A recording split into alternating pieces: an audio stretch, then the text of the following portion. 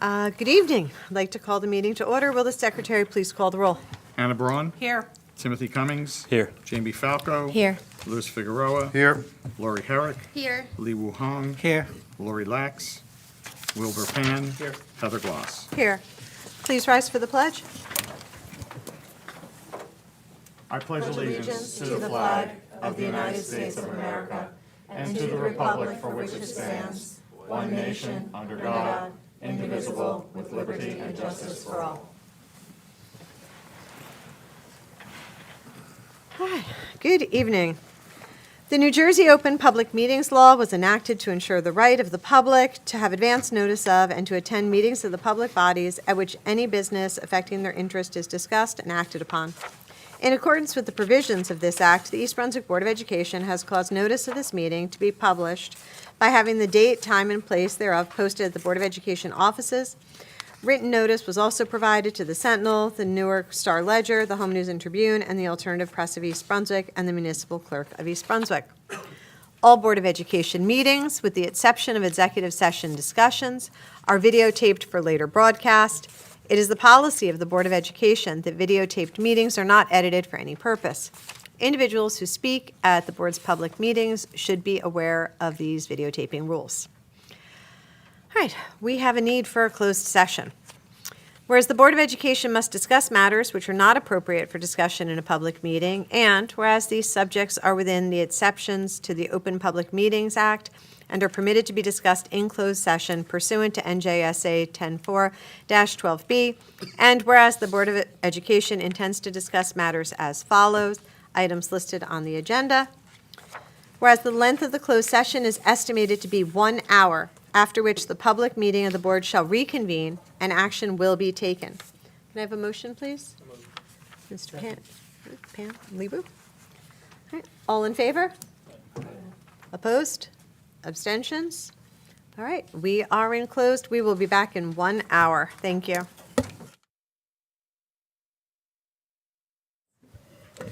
All right, hello, welcome back. We are sorry for the delay, but certain things just need the attention that they need. So we are back, and Dr. Valesky is not with us this evening. His father recently passed away, and he is with family this evening. But Dr. Boley is here for the superintendent's report. Yes, thank you. Good evening. The artwork on display in the boardroom this evening was created by students from East Brunswick High School.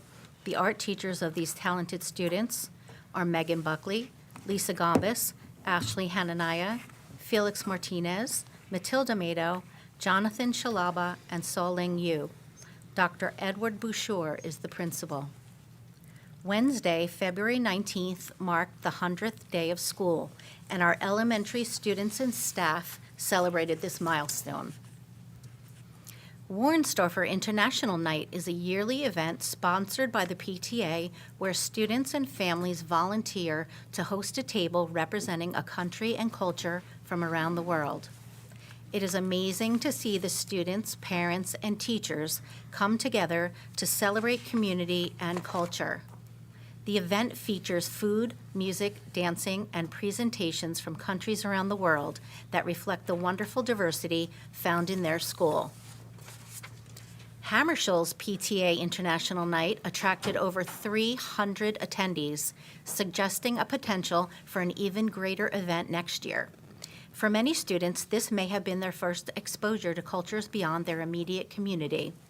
The evening offered a chance to taste unfamiliar foods, hear different languages, see traditional clothing, and witness cultural dances.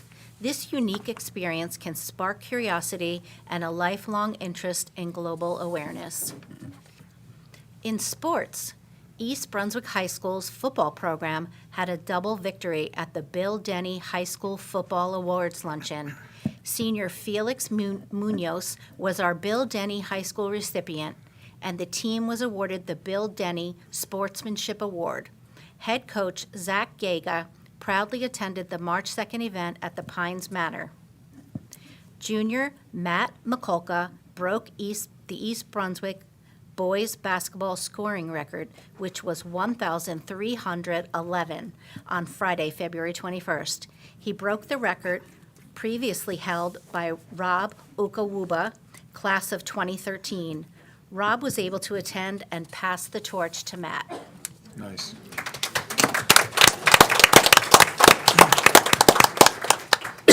The Arts Department has some fantastic musical productions to see during the month of March. The Hammersholt Drama Club presents Finding Nemo Kids on Wednesday, March 5th and Thursday, March 6th, beginning at 7 p.m. Tickets are available at hues.booktix.com. East Brunswick High School presents Mamma Mia on Friday, March 14th, Saturday, March 15th, Friday, March 21st, and Saturday, March 22nd, beginning at 7 p.m.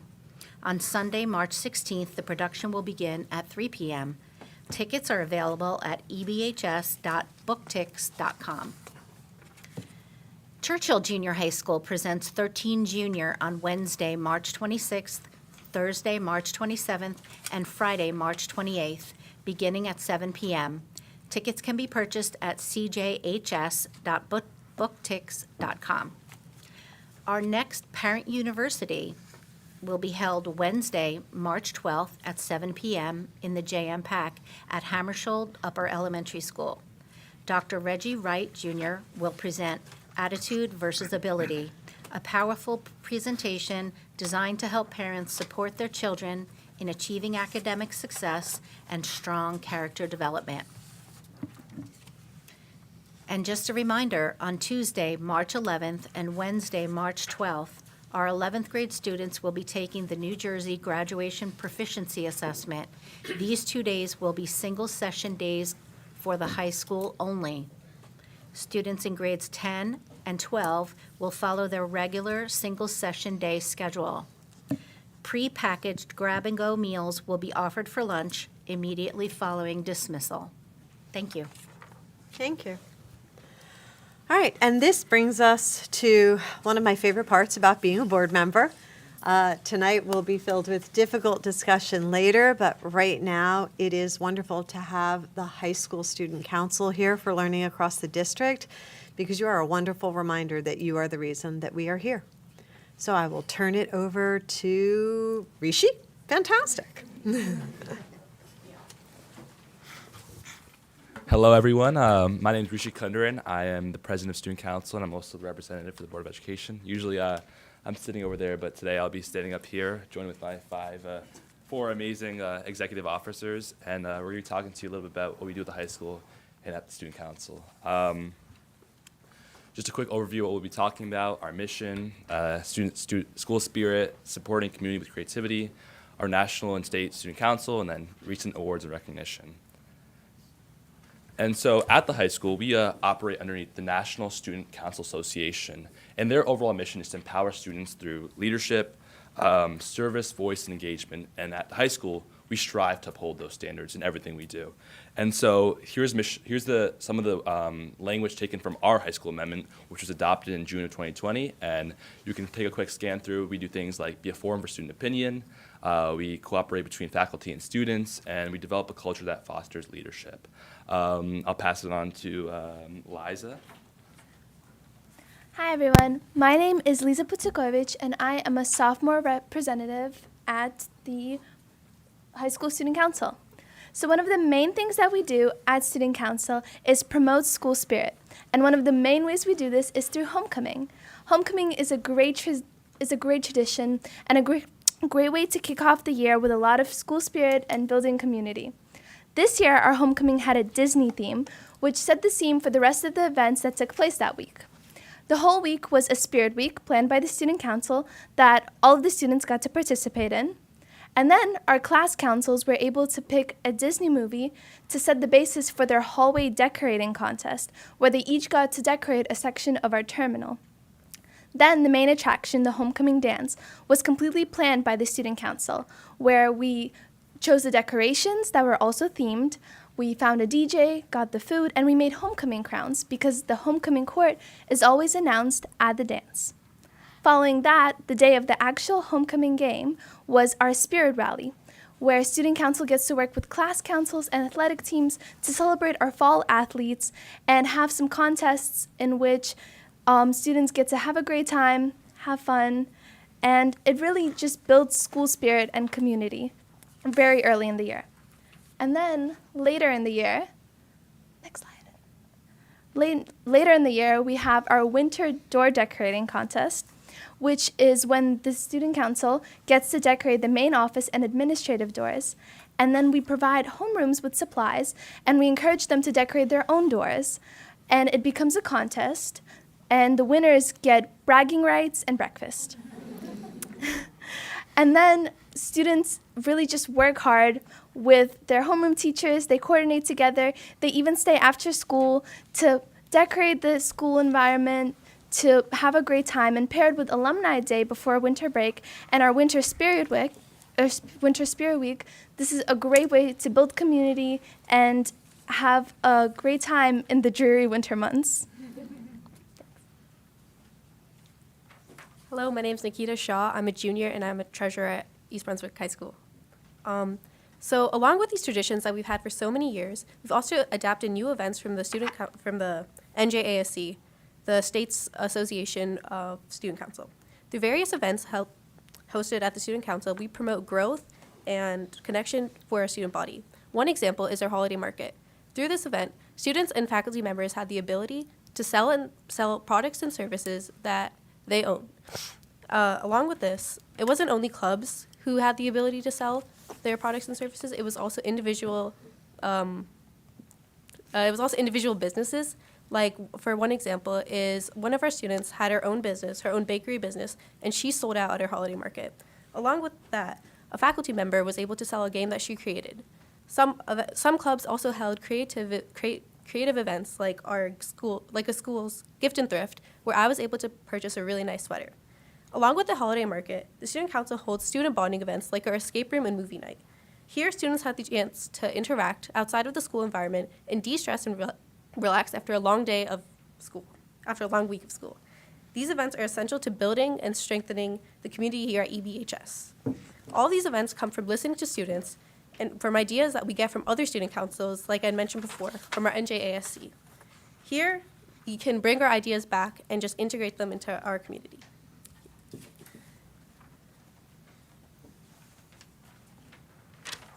Good evening, everyone. My name is Kaylin DeRose. I am a sophomore, and I am the NJASC liaison at our East Brunswick Student Council.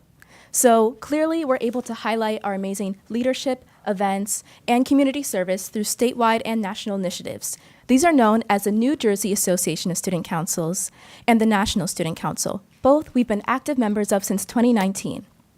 Along with highlighting our leadership, we're also able to take resources from these organizations to improve and also highlight our student council, such as taking resources from the National Student Council to creating our Constitution in 2020. Along with this, we attend New Jersey Association of Student Council events, which include their fall conference, winter convention, and spring award ceremony, where we highlight our own events through workshops and encourage our student leaders to connect with other student leaders across the state, and then continue to allow East Brunswick High School to be a dynamic place by bringing other ideas to our student council and highlighting what they'd like to bring here. Finally, we've had two state officers serve for the New Jersey Association of Student Councils. Our first one in 2023, and I am your second one this year in 2025. Alana is your first New Jersey Board of Education student representative. We truly do focus not only with taking these agendas, but also our own on highlighting advocacy and student leaders.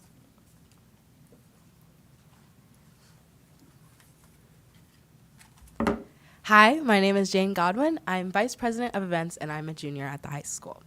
So, with all of our amazing projects and community building activities, we have earned, since adopting our Constitution 5 years ago and joining the NJAC 4 years ago, we have earned a number of awards. We have our Community Smiles Award for projects that make a positive impact on our community, as well as our top 10 projects for our escape room and our movie night, and our Honor School Award for meeting the basic NJASC requirements. And not to top it off, but last year we earned the Council of Excellence Award, and councils can only qualify for this award every 5 years. So we are extremely grateful and proud that we have earned this award. And it involves an extensive series of self-evaluation, peer evaluation, and ongoing activities that reflect how we meet very high standards required by NJASC. We were paired with Bay and A High School, and not only worked hard with them throughout the process, but made great friends. We are very proud to have earned the Council of Excellence.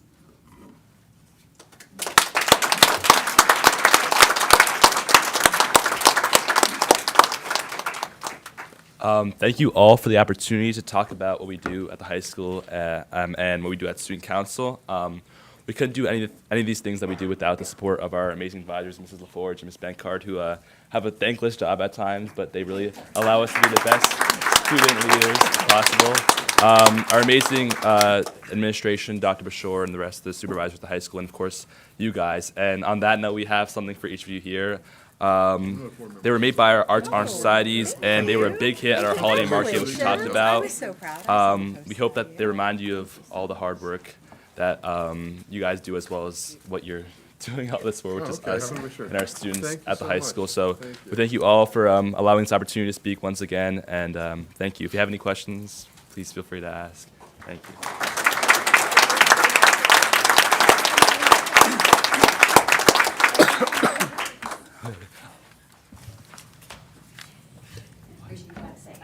Oh, and as always, go Bears.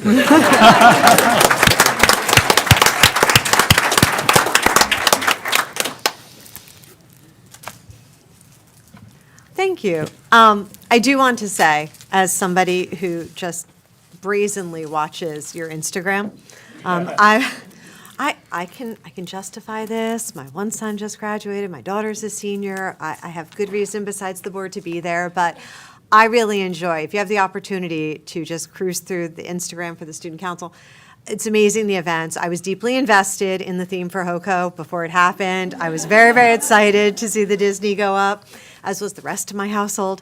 But they just do amazing things all year long while maintaining just such high academic excellence, and they're so well presented. They represent us so well in so many ways. So we're very grateful to have you here. We're going to go to Rishi's student representative report, and then we're going to have a brief recess to allow our students to go home if they would like. All right, Rishi, different chair, same seat. I'm sure you guys are probably tired of me talking at this point, so I'm going to make it brief. It's been a whole month since we last met, and at that time there's been plenty of exciting news. Tonight, both the boys and girls basketball teams play in their second round of states, facing tough opponents. Both teams, after an excellent start to their state tournament, are prepared to give it their all tonight. Boys basketball face Montgomery at 6, and girls basketball face Hillsborough at 5:30. As basketball inches towards the end of their season, wrestling, swimming, and winter track have all concluded. Our winter athletes have faced especially cold weather, tough opponents, and grueling workouts, but they have persevered through these challenges and can now celebrate at their banquet at the end of the season, where they'll celebrate both their seniors and their amazing seasons. 2 weeks ago, the Social Studies Honor Society hosted its annual trivia night, designed to test the knowledge of its members and the entire school community. Students enjoyed food, music, and of course, intense questions provided by the EBHS academic team. With over 200 participants, this year's event was one of the most successful in history, and the competition remained fierce throughout the night. Senior and president of Rho Kappa, Aditya Uday, stated, "Trivia night was amazing. I'm so grateful for everyone who attended. We had another great year in terms of club participation and fun, and it was wonderful to see all our dedicated and engaged members passionately competing." Last Friday, the EBHS International Club hosted its annual Culturama, which drew over 300 attendees eager to learn about and share diverse cultures from around the world. Participating students created posters with relevant information about their chosen countries, along with interactive activities. Students presenting on Brazil brought a soccer ball and goal, allowing participants to take penalty kicks, while those representing Germany introduced a creative rendition of a popular cow-themed game. The cafeteria was lined with over 100 posters, each detailing unique facts from different corners of the world. In addition to interactive activities, many attendees brought ethnic foods from their respective countries. That night, I had the opportunity to try lumpia from the Philippines, Afghan rice from Afghanistan, and much, much more. It felt like a 15-course meal all within the high school cafeteria, which is something I don't think everyone can say. The night culminated in a series of dancing and singing performances that highlighted the diverse backgrounds of our students. Senior and president of the International Club, Shraptesh Lokanda, stated, "The energy was full of energy, showcasing diverse dances, music, and posters that brought everyone closer through cultural exchange." The EBHS Black Student Union hosted its annual Harlem Renaissance Night, featuring a fashion show and a series of performances from talented individuals within our school. This event, marking the conclusion of Black History Month, was open to all EBHS families and friends. Attendees enjoyed powerful performances, amazing food, and stunning fashion, all while gaining deeper insight into Black history and culture. Jane Godwin, a junior and vice president of BSC, remarked, "The annual Harlem Renaissance event was filled with talent and immersed enthusiasm for sharing our cultures. This year, we also showcased various Black designers in an amazing fashion show." With the Harlem Renaissance event wrapping up a fantastic series of celebrations from the past month, we now look forward to the exciting events planned for March.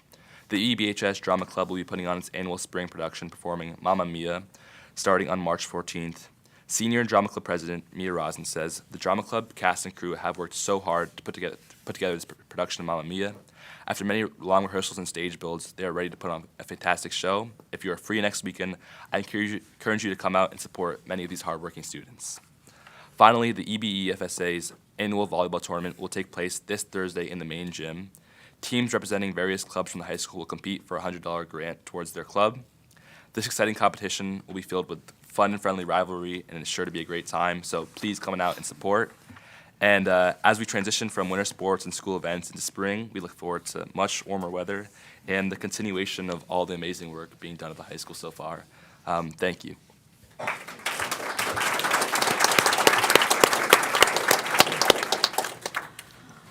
All right, without any of you looking back at Dr. Bouchard, I do have one question. No looking at him. The Hawaiian shirt thing, has that caught on? Teachers love it. That is an amazingly well-put answer. Thank you so much. All right, we are going to have a brief recess. I ask that the board just stay because we're going to be that quick to allow our students to go home if they wish to. We appreciate their presence, but we know it's a long night. Thank you for being here. Having our students here, but still all important. All right, we are moving on to the good of the cause for the public. Excuse me. The Board of Education recognizes the value of public comment on educational issues and the importance of allowing members of the public to express themselves on school matters of community interest. In order to permit the fair and orderly expression of such comment, the board shall provide a period for public comment at every meeting of the board. Residents are welcome to speak up to 3 minutes. The timing will be kept by the board's secretary. I would just request that when you step up to the podium, you state your name and address. Unless you are a student, then if you could just state your name and your school. Is there anyone wishing to address the board this evening? Dr. Zimbicki.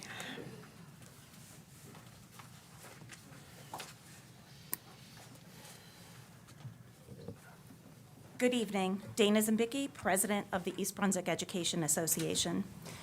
So I'm speaking to you tonight because I'm deeply disappointed and concerned. Approximately 2 weeks ago, a current Board of Education member made a choice to post a social media posting regarding the budget. In that post, it was alleged that the budget crisis rests on the backs of the teachers and support staff.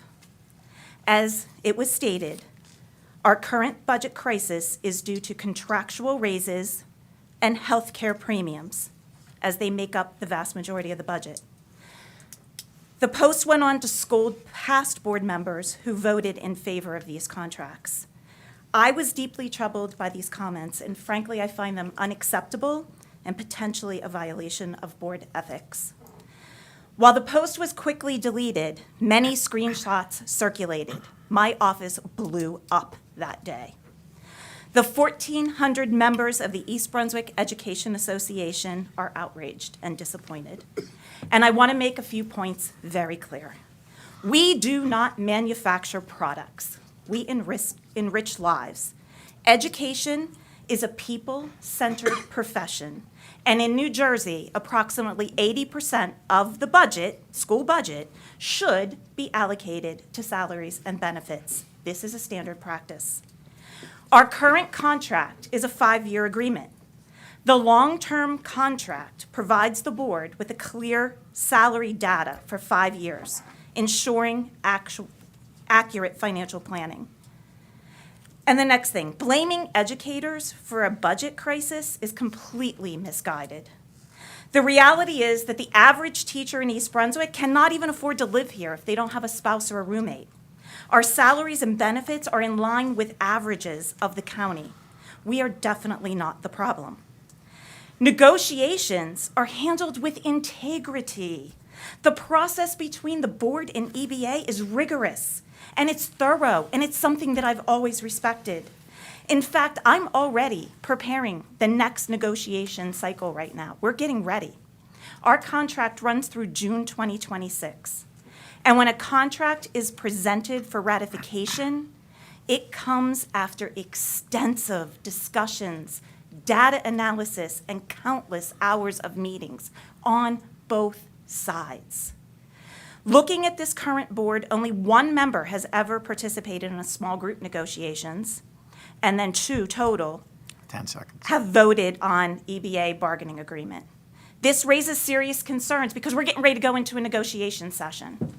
And I only hope that the voice of this one person is not the voice of this entire group. And it would be wrong of me not to bring this to you on behalf of the members of our association. We should never be blamed for earning fair wages. Time. And aligning our health benefits and wages with the county standard, period. I do have more to say.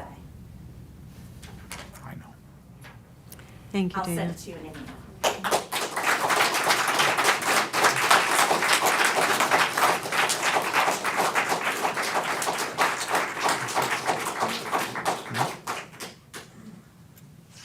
Is there anyone else wishing to speak to the board tonight? Please.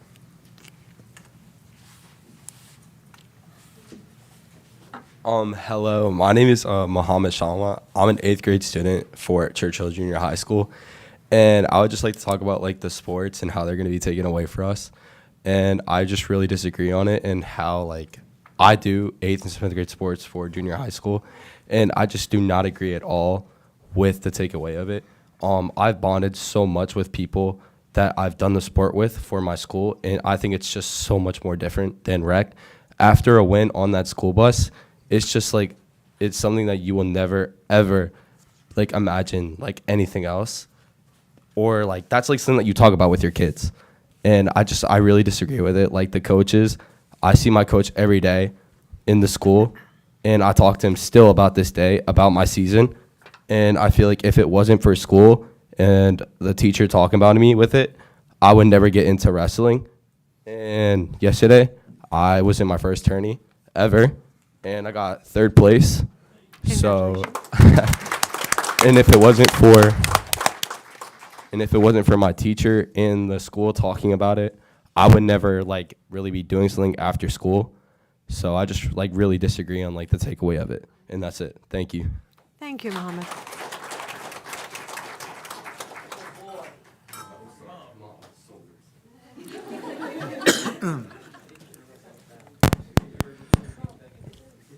Good evening.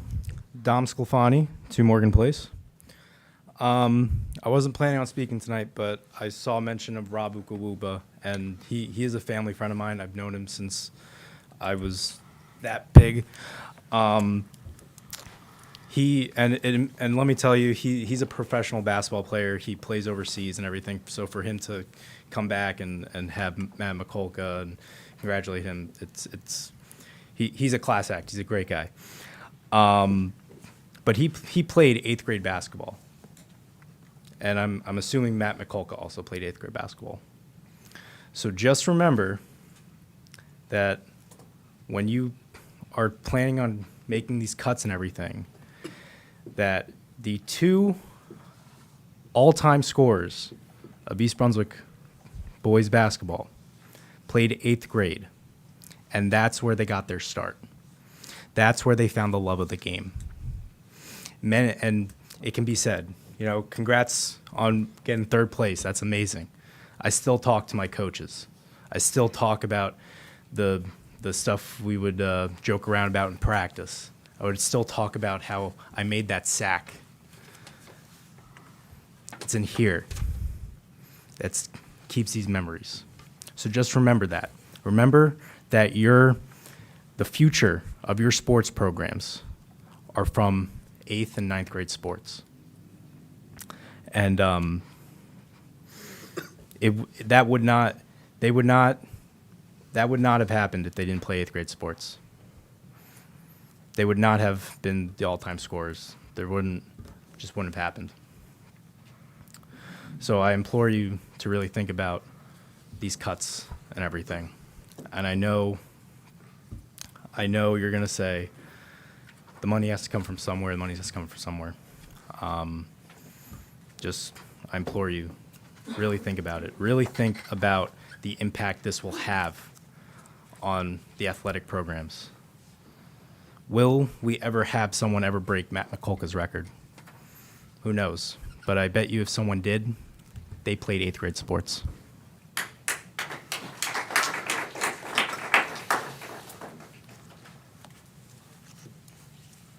Thank you, Tom.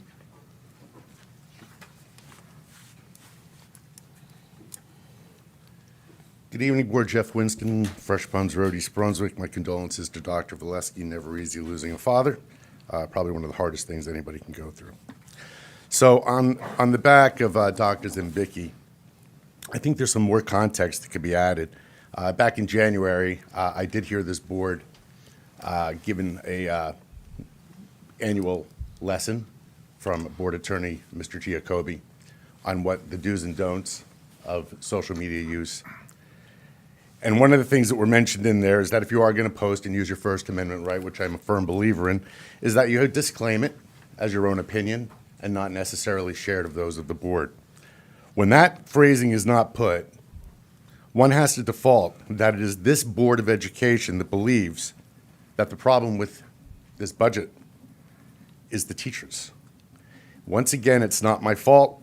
Back in this board. The exact quote, contractual raises and healthcare cost premiums are the vast majority of our deficit.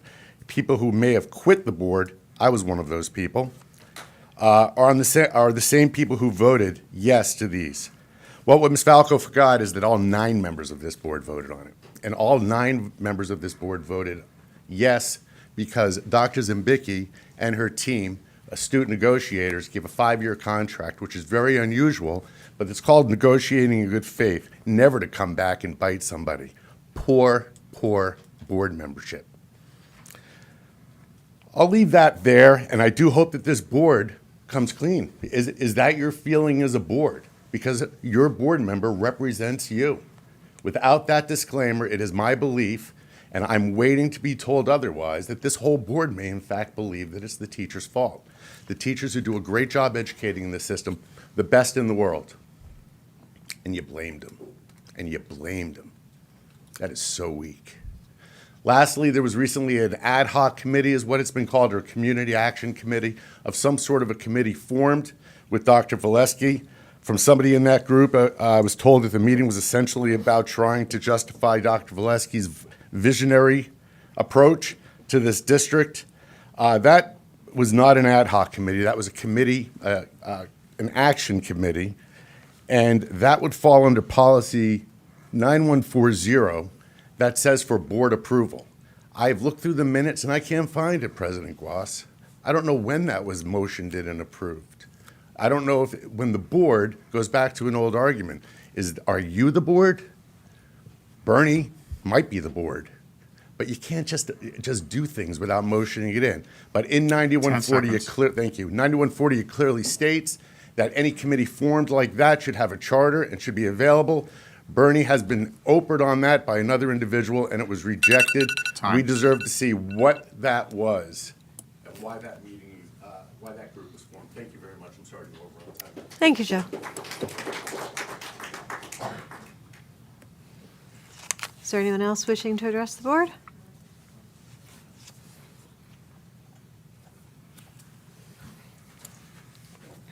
Hi, Lisa Knoppenberger, a kindergarten teacher at Warnsdorfer and the EBA secretary. I just want to add a positive possible vibe to some of the things happening. The teachers and support staff in our district do a lot of really wonderful things that along the lines of it was planned before this went this way, but on our own time that we don't get paid for, that do get recognized and we do get thank yous and pats on the back for. But when you do talk about our livelihood and our money and what we do or don't, I think it's important to remember that also. For example, just yesterday, the EB Orchestra Symphony worked together, and they did an amazing fundraiser over at the Community Arts Center to raise money for an EBA scholarship that we award, and to raise money for the symphony as well. And that, again, all the practices and the time put into that was on their own time, but supporting the schools, the students, and the programs that we have here. This week is Read Across America. It's big in the elementary schools. Although we haven't really gone the Dr. Seuss route, there's still a lot of work put into that. A lot of grant writing. Teachers write books, they write programs, they get together, they plan amazing programs. I know right now at Warrensdorfer we're doing, it's a March Madness theme where they're kind of competing and reading and voting on the different books for each level. A lot of that is supporting the curriculum and the programs we have, but the creativity comes from the collaboration that all the different programs have in our buildings and district. It goes from talking to Churchill. We have Churchill students coming on Friday to read to our students their favorite childhood picture books. And then we have questions and answers set up. So right, these things are done on everybody's free time because we love what we do. And sometimes when we're discussed on social media, we do feel as though we're just pawns in a game of people going back and forth, when it really shouldn't be that way, because we're doing these things because we love them. The last thing that we have is our prom shop is again this year, and we are open on Tuesdays, March 4th and 11th from 3:30 to 5 p.m. and March 8th from the 22nd, March 8th and 22nd from 11 a.m. to 2 p.m. at 575 Cranberry Road. A huge thank you to Joanne Mariani for being the glue to organize this event. It allows our students to come and get prom dresses, tuxedos, jewelry, ties, cummerbunds, everything that they could use to feel that though they look like their peers at prom who can't always necessarily afford the same things that their classmates 10 seconds. can. So those are just some awesome things that we're doing. And I also, sometimes the community, when you're speaking about us, like we see that. No. Time.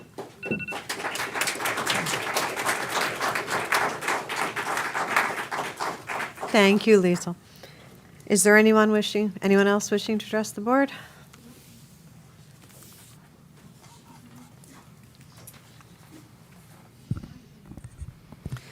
Tatiana Jordan, 27 North Drive. I would like to extend my gratitude to the board members who posed insightful questions about the ILA curriculum, though we have only begun to explore the issue's complexities. I also want to thank the teachers who presented at the last meeting for sharing their strategies and expertise. However, it is important to acknowledge that the presentation given by administrators appeared to be more of an effort to manage perceptions rather than provide a fully transparent assessment. It seemed designed to present a polished narrative to the board and public rather than accurately reflecting the challenges that are truly taking place. First and foremost, let us reflect on the teacher survey that was mentioned by administrators. This survey was a result of parents advocating for teacher input. It's important to clarify that when administrators were initially asked about teachers' opinions on the ILA curriculum, their response was, quote unquote, teachers love this curriculum. As an educator myself, I questioned that claim, only to be told there was no funding to bring teachers together across the district to gather their input. There has been no initiative taken by the administration before this to gather teacher feedback, which in itself is quite alarming. In response, my husband proposed a cost-effective way to do so through a teacher survey. I sincerely hope that the teacher surveys will be shared with you in their entirety, without alterations or selective reporting. Transparency is crucial, and it's essential that you receive the full picture rather than a curated version of the feedback. Secondly, we must take a critical look at their Tier 1 interventions. While they claim that 80% of their students are adequately supported at this level, my own child was classified as Tier 1 despite clearly needing more targeted intervention support that we as parents had to fight for. But how many other students, also labeled as Tier 1, are struggling under this curriculum? How many require more intensive instruction that simply cannot be effectively provided through a small group instruction or ineffective strategies in reading and writing workshops? While I recognize the benefits of independent reading for building stamina, I do not believe this approach is appropriate for K-2 students when foundational literacy instruction is critical. Leaving struggling readers to navigate the process on their own is a recipe for failure. Their confidence declines, frustration builds, and many eventually give up or resort to pretending to engage in independent reading. Without proper support, we risk setting these students up for long-term academic struggles. The portrayal at the last meeting needs to be critically examined. We refuse to be sold a lemon by a used car salesman trying to hide its defects. Thank you.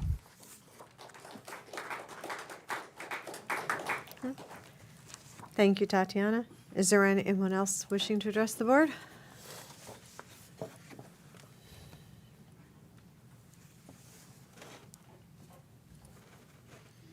Hi, Michelle Bethy, 5 Watchung Road. I'm also here to share some questions about the language arts curriculum. I also wanted to thank the teachers that shared what they do in their classrooms last week. I also wanted to make it clear that none of this is about the teachers. It's about the purchase of the newly packaged curriculum, Mossflower, even with all the information out there about it being ineffective and harmful. The curriculum clearly states units of study. As you know, the reading workshop model follows a 15-minute mini lesson. Students are then left to read their level text on their own for 20 to 30 minutes, while the teacher is in small group reading more level text. There's a stop and share moment and then closure. Phonics is not mentioned. Morphology is not mentioned. What we also didn't hear about is the use of a universal dyslexia screener that is used to identify kids at risk, which is legally required to be given to all students K to 3. You are legally required to screen any student who is displaying one or more characteristics of dyslexia. A screener, such as Dibbles, gives a teacher so much useful information. The phonics inventory that was mentioned is by Heinemann, a Lucy Calkins publisher, which is not evidence-based. We also didn't hear about an assessment that is given, such as the Core Phonics Survey or Quick Phonics Screener, after using a dyslexia screener to then drive instruction. Learning disabilities don't just suddenly appear in 3rd grade. Actually, researchers have shown that this achievement gap is evident as early as 1st grade, leaving so many students to struggle for so many years without being identified. Intervention that is being done is by teachers who are IMSE trained, not certified. While IMSE may be strong in phonics and decoding, it's not as in-depth in morphology, syntax, and language comprehension. What about grammar? If we don't explicitly teach students sentence structure, how can you expect them to write paragraphs? What about access to grade level text? If you have kids reading level text, this is going to limit their vocabulary.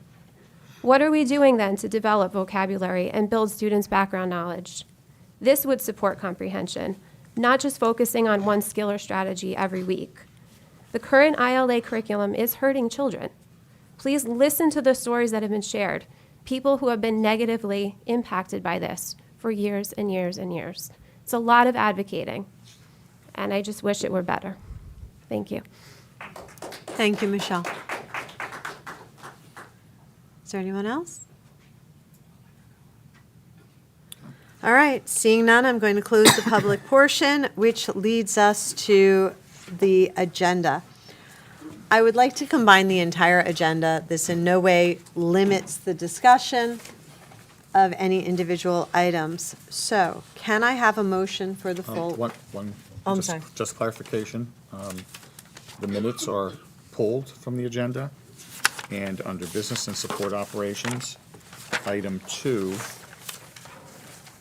will be discussed after the during the second closed session, and action will take place after.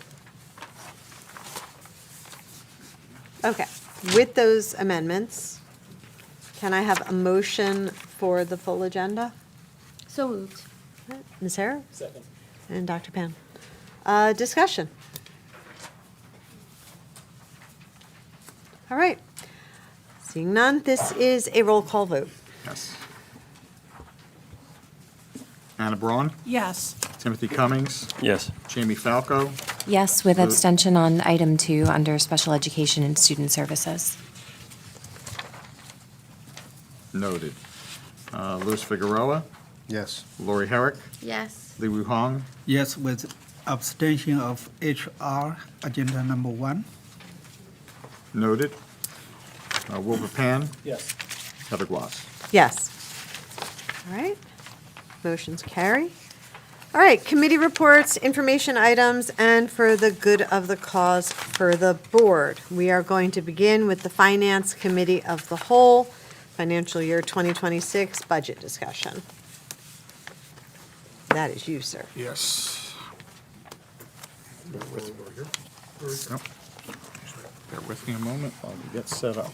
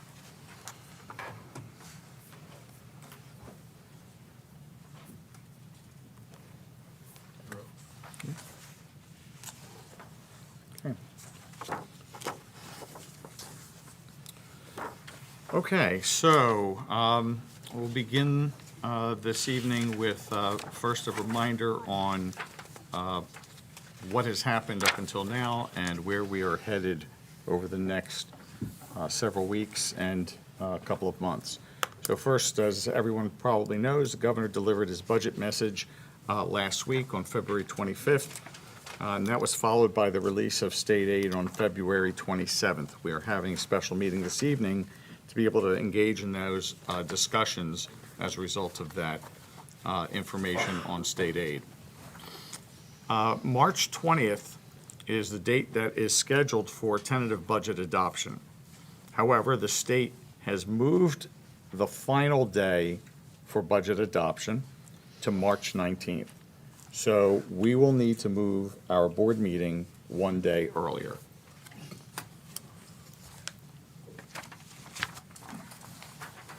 Public hearing is currently scheduled for April 24th. And just as a reminder, as the board adopts a tentative budget, the operative word is tentative. There's opportunity to make changes up until the tentative budget is adopted. So that would be the final opportunity for any revisions. And a final adoption is scheduled for May 8th. So back in January 30th board meeting, we had a presentation regarding where we were in terms of the budget bottom line. Estimated revenue, appropriations, and the estimated shortfall, and there were two scenarios. One was based on flat aid being, or state aid being flat, and the other was with a reduction in state aid approximately equal to the reduction that we saw in the prior year.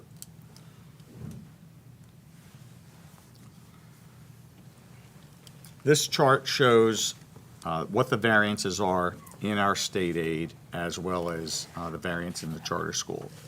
So I believe it was at the last board meeting, we had talked a little bit about an announcement that had come out of the Department of Education talking about potentially a 3% reduction in state aid.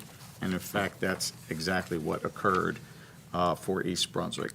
And not only East Brunswick, but that also occurred for any of the other highly performing school districts.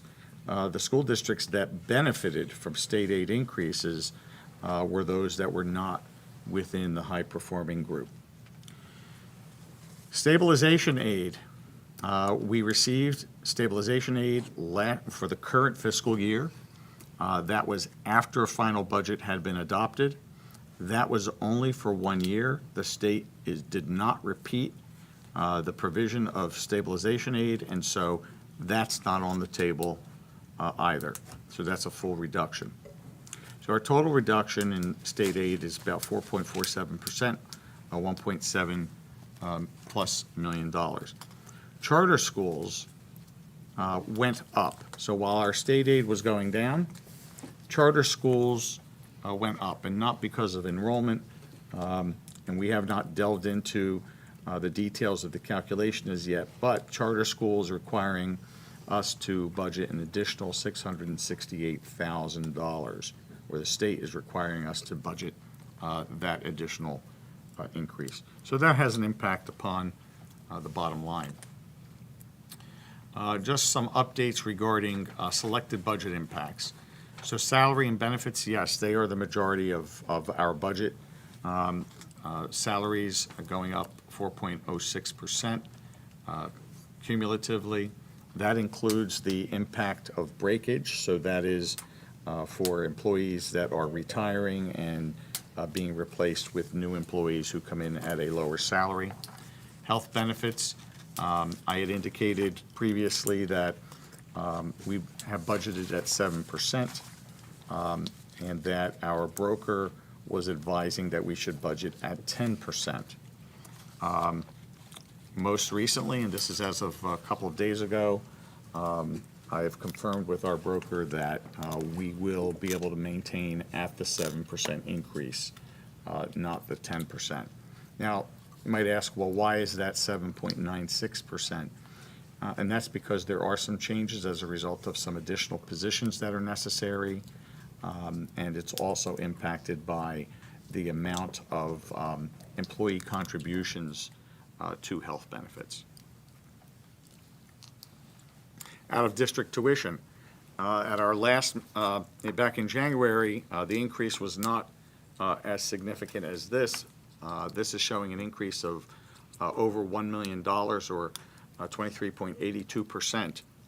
So during this period of time, we have had new move-ins, new individuals, new families that have moved into district with children that are bringing their IEPs with them and are already in out-of-district placements, and that has driven part of this, as well as receiving additional information regarding what the rates are, estimated tuition rates are from out-of-district placements for next year.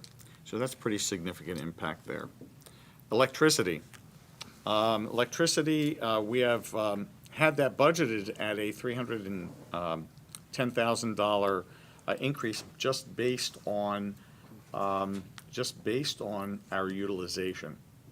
We received, and it's not included in this number, but it will be part of our discussion shortly. We received notification from one of the utilities that services our schools to plan for a 19.1% increase beginning in June.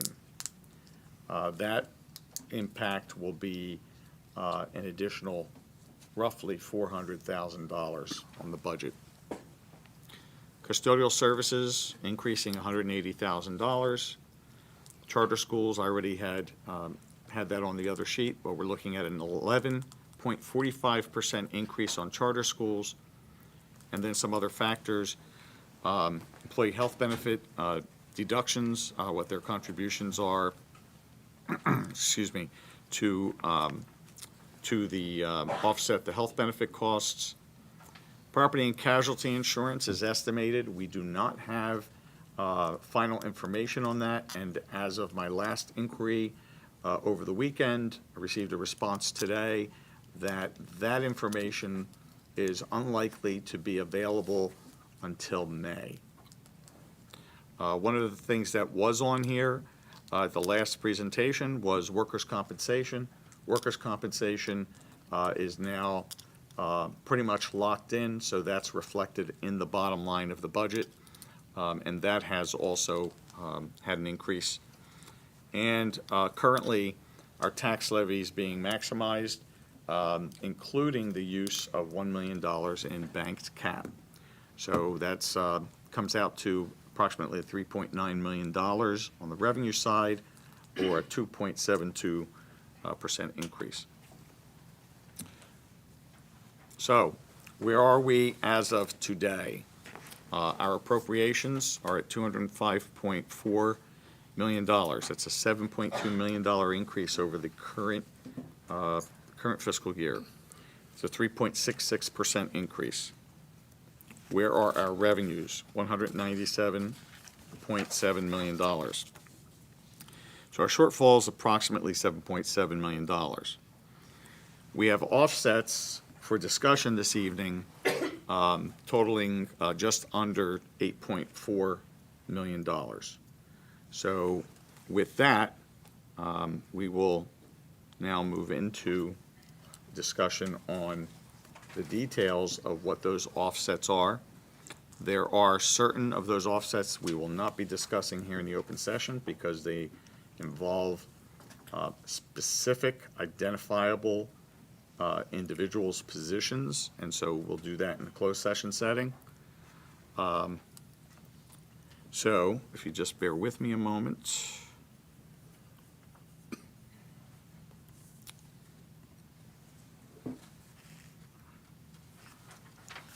I'm going to distribute. You can have one. These documents are advisory, consultative, and deliberative, and they remain as such until we actually have a final budget. Can I ask a quick question while these are being passed out? The special ed aid, is that that's based on the number of students that we have?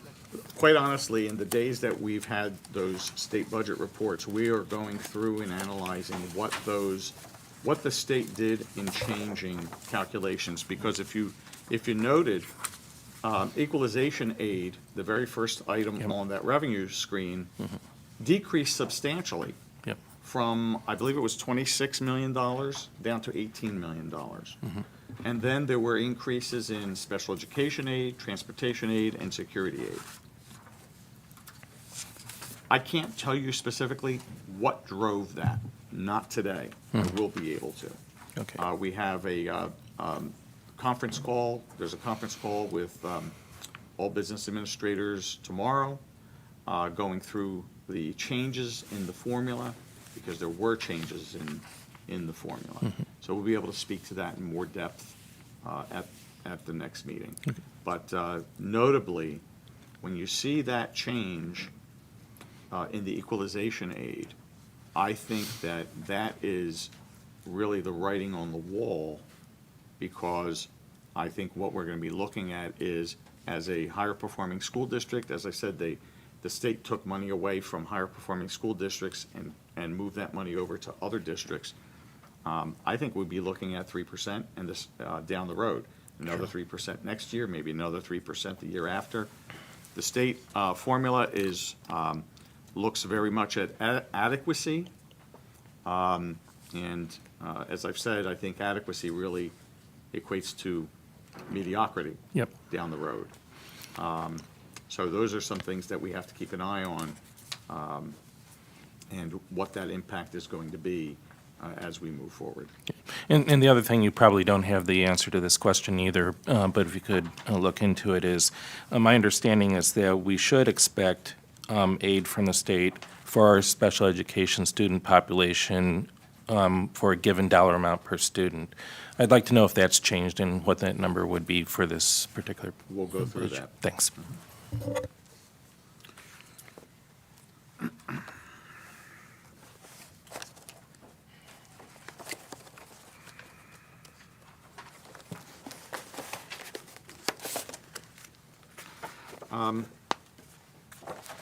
Board President Guas, I think one of the things that we will need, because as we move forward through this list, remember, we have a tentative budget that is going to need to be adopted March 19th. That's only a couple of weeks out. So as we go through, it's going to be helpful to know whether we have consensus on the item or not. And remember, this is for a tentative budget. There'll be opportunity to make revisions, but we need to be able to start getting this data into the state's budget system, which has built into it calculations that we can't possibly project. So we need to start moving on that and seeing where that takes us. So just want to bring that to everyone's attention as we move forward, and we'll start on page 1. Page 1, the first item, and this first grouping, and I'll let you know when this changes, but this first grouping, we had gone through at the last board meeting, so there's nothing new in the first grouping, and I'll let you know where that break is. This first page deals with closing schools. Elementary schools will not be open beyond 6:15 p.m., meaning that they'll close. We will not need to have security coverage in those buildings because the buildings will close. And if there is a need, first of all, any school-based activities, let's say a PTA meeting or a Scouts meeting, and so forth, they will be able to have their meetings at one of the other 3 schools. Could be Hammersholt, Churchill, the high school. Certainly, those will be available with no problem. If there's an absolute requirement to have it at one of the elementary schools during this time when the building would normally no longer have or be closed to public use, then the costs associated with security would be borne by the requester. So there are, for the elementary schools, each of the elementary schools is a savings of $30,841.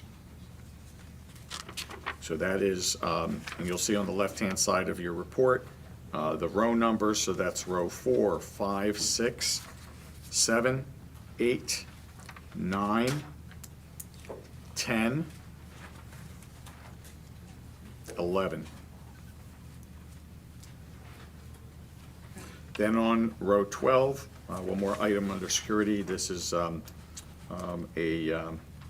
position retirement that will allow us one additional savings at one of the schools. So I would ask at this point if there are any questions. All right, do we have questions? Because we're going to do consensus, sort of one section at a time.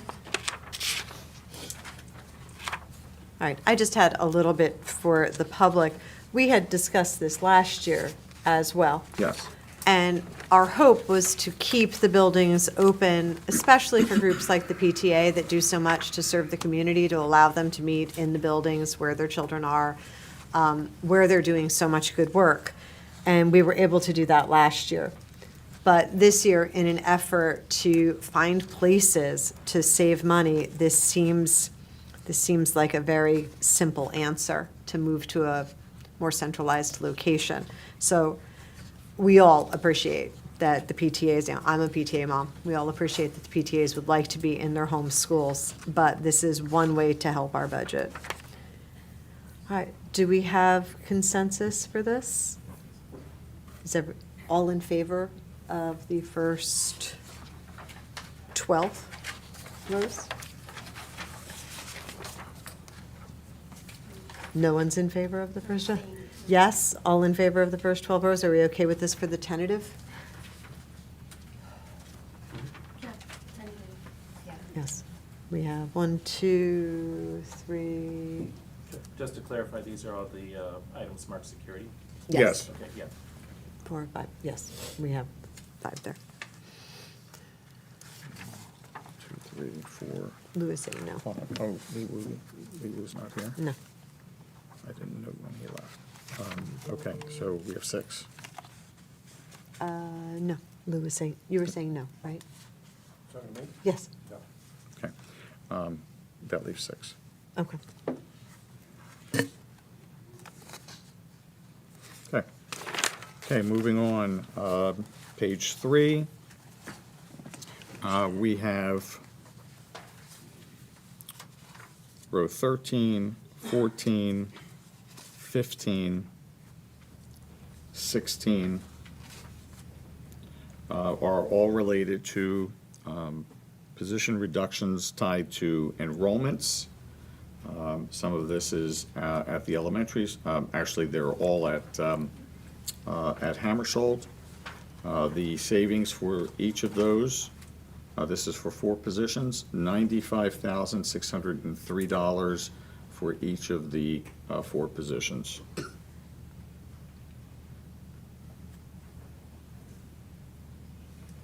All right, this is one of the ones that would be difficult to ask questions on here, right?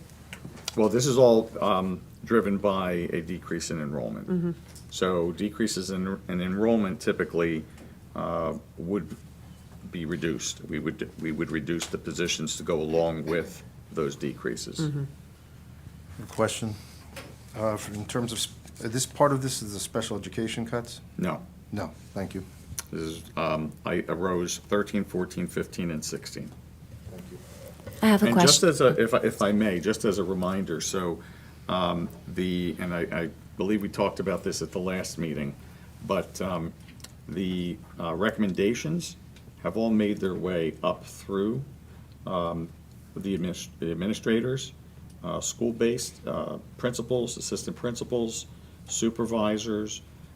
In some cases, there are things that have come from various administrators at central office level. So this was a collaborative process across the board. You had a question? Yeah, my question, please. What kind of impact would this have on class sizes with the reduction of these 4 classes? Have we looked into that at all? These positions should not have an impact on class size. Thank you. Just a clarification on the previous point. Can you tell us the lowest level position that would have generated the proposals that we're seeing here?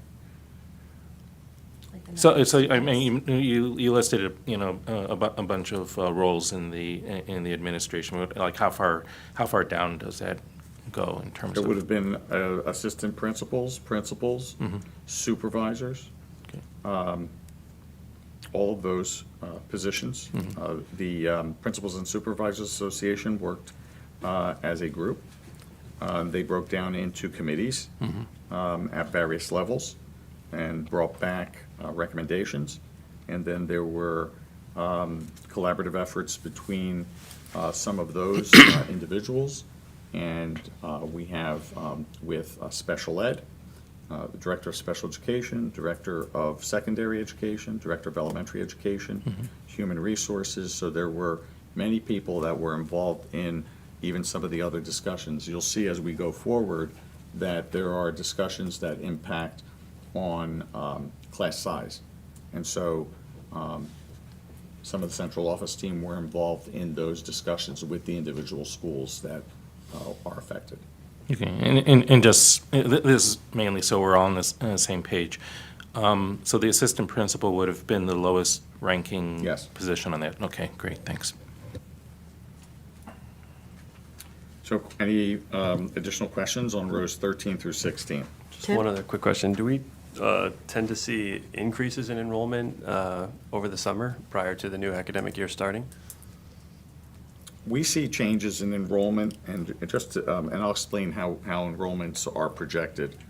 We do basically a straight line projection. So the number of students that we have in a grade level today, let's say at grade 2, rolls forward to grade 3. Those currently in grade 3 roll forward to grade 4, and so forth. We see changes in enrollment almost every day. There are those coming in, and then also students that are leaving. And that's held pretty steady. So getting to what might change in the summer, we may, these enrollments are really not off from what the projections were from our last demographic report, although those numbers are a little soft at this point. So I don't think that should be a problem for us going forward.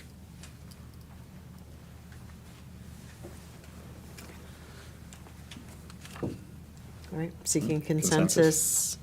All right, I'm looking for agreement and consensus on lines 13 through 16. Yes. We're in agreement for that? Yes. 1, 2, 3. Okay, yes, and yes. No, everyone. Okay, everyone. Okay.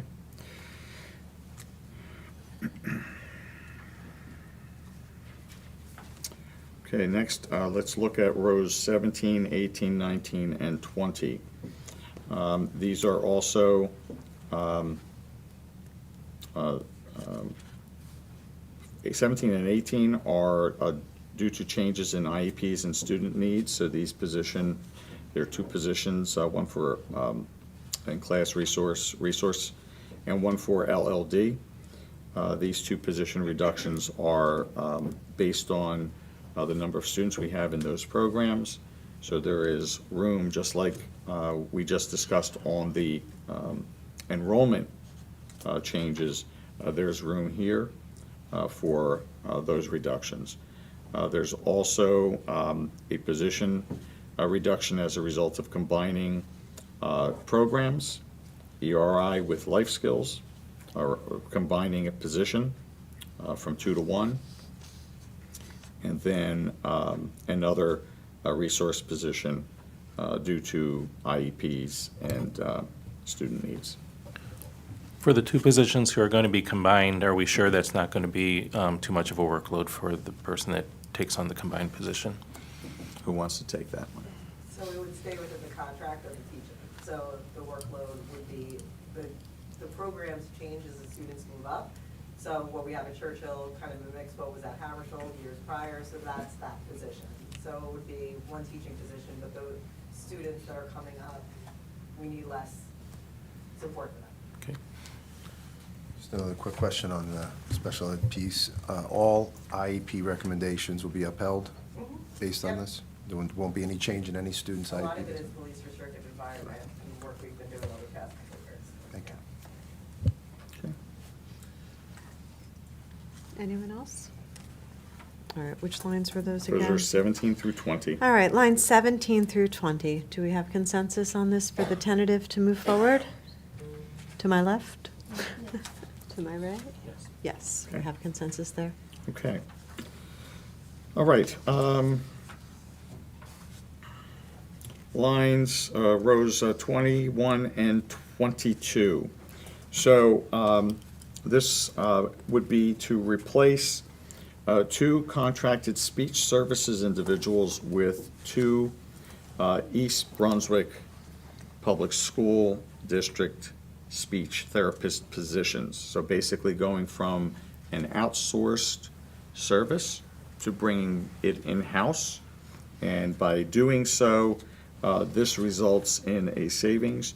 So just to make note, the contracted services go down by $258,336, and the cost for the 2 positions would be $198,706.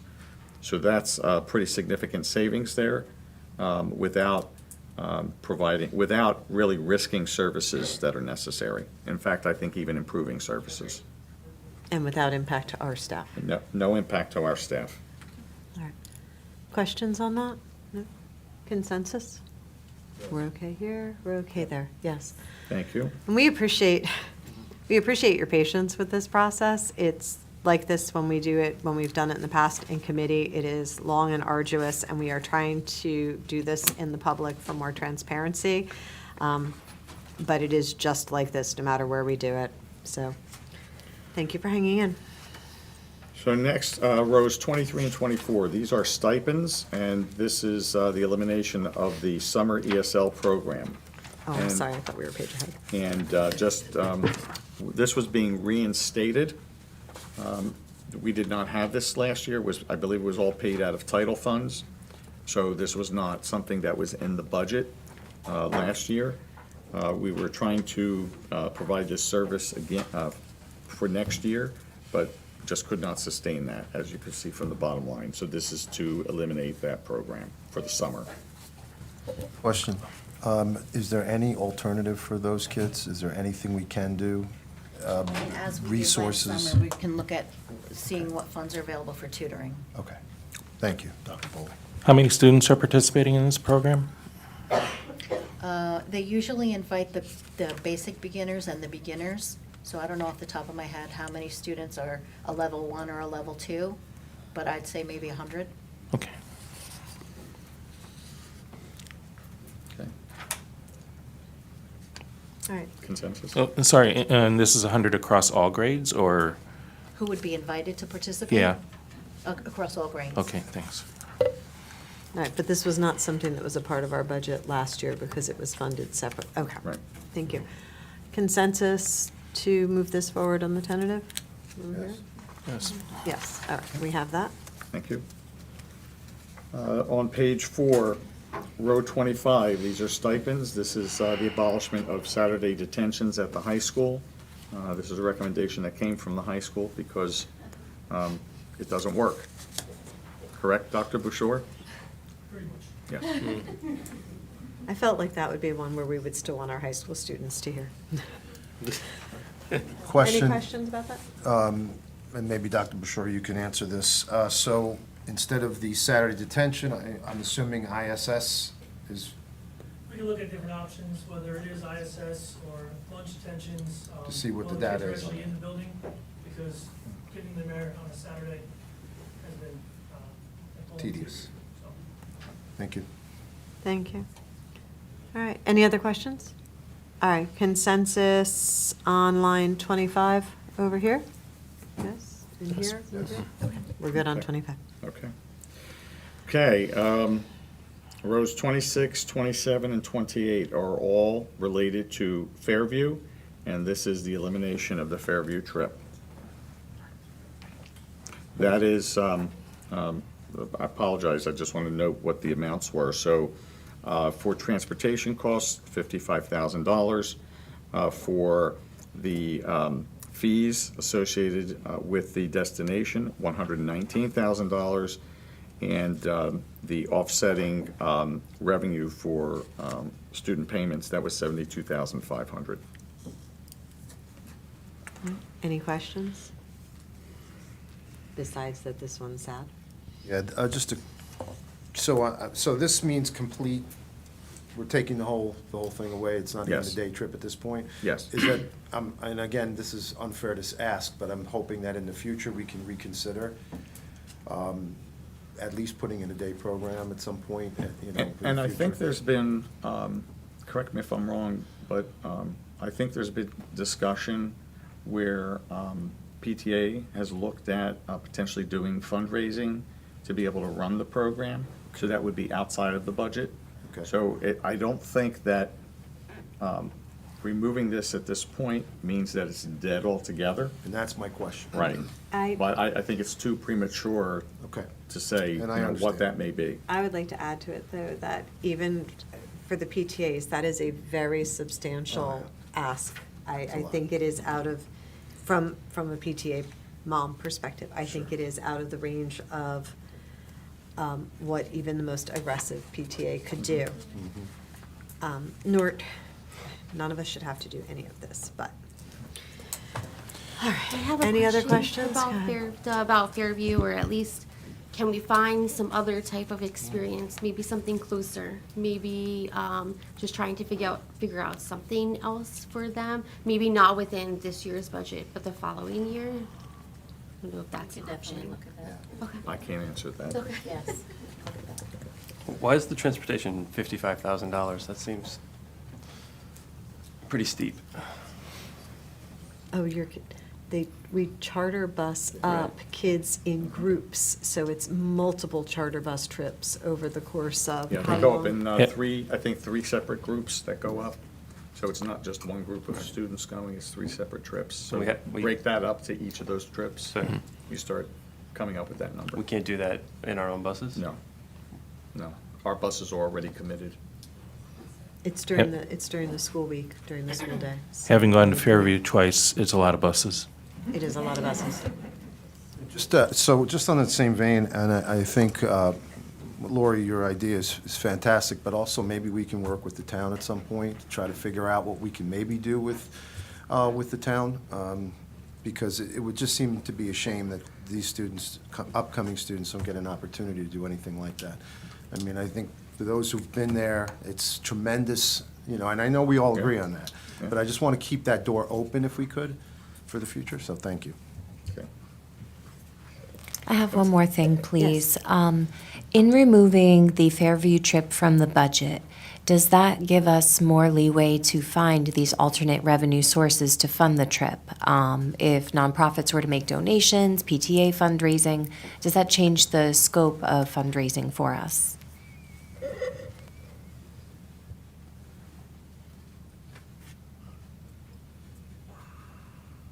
I don't think it changes the, the potential for fundraising. But it's a matter of how much. Yeah. I mean, that's, as was already pointed out, so it's a significant amount of money. Yeah. To follow up with that, my understanding is donations to the district may not necessarily be able to be earmarked depending on their nature. However, if this were not on our budget, that was kind of my but I could be mistaken as well. I don't like to use donations because if someone is, let's say, granting funds to the district, usually the party would like to have a tax benefit for that. We're not a nonprofit organization, so there's no tax benefit. What folks have done, and we've recommended, is make that donation to the foundation and channel it through the foundation for whatever it might be. And the foundation being a 501c3, the individual can then get the tax benefit. Exactly where I was going with it, but I didn't want to make assumptions about organizations. Thank you. Just for context, our last budget crisis back in around 2010 or so, do we have examples of programs that we lost at that time that we then brought back? Elementary world language. Perfect. Oh, that we Yeah. brought back. Yeah. Sorry, I jumped too soon on Yeah. that one. Yeah.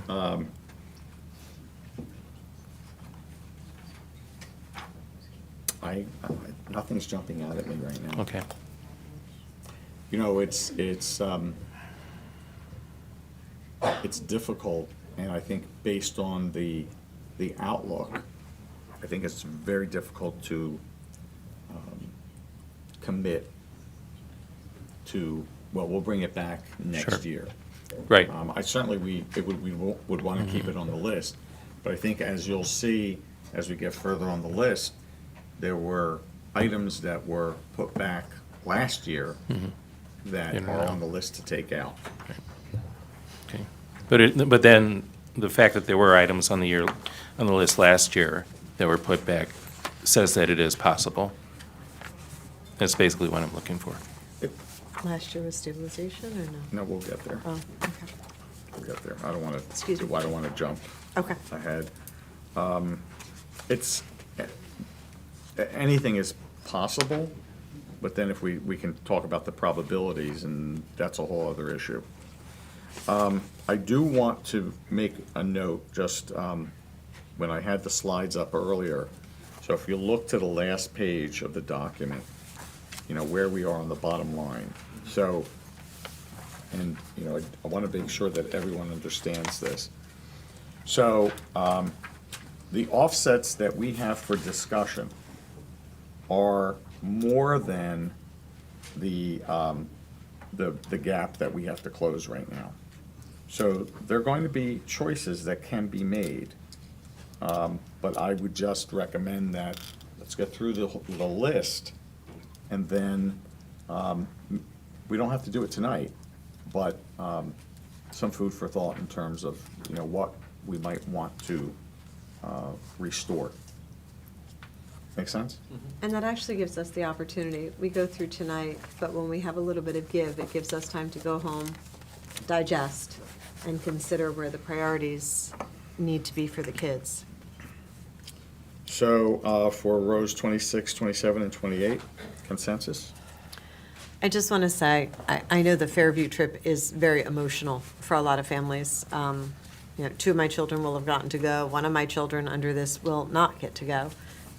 But it's a luxury item, and there are things that I want to make sure we have in the classrooms for our kids besides that. But that's just my point of view. I'm one of 9. Consensus over here for the temporary, or the tentative, over here? Begrudgingly, I think all of us, yes.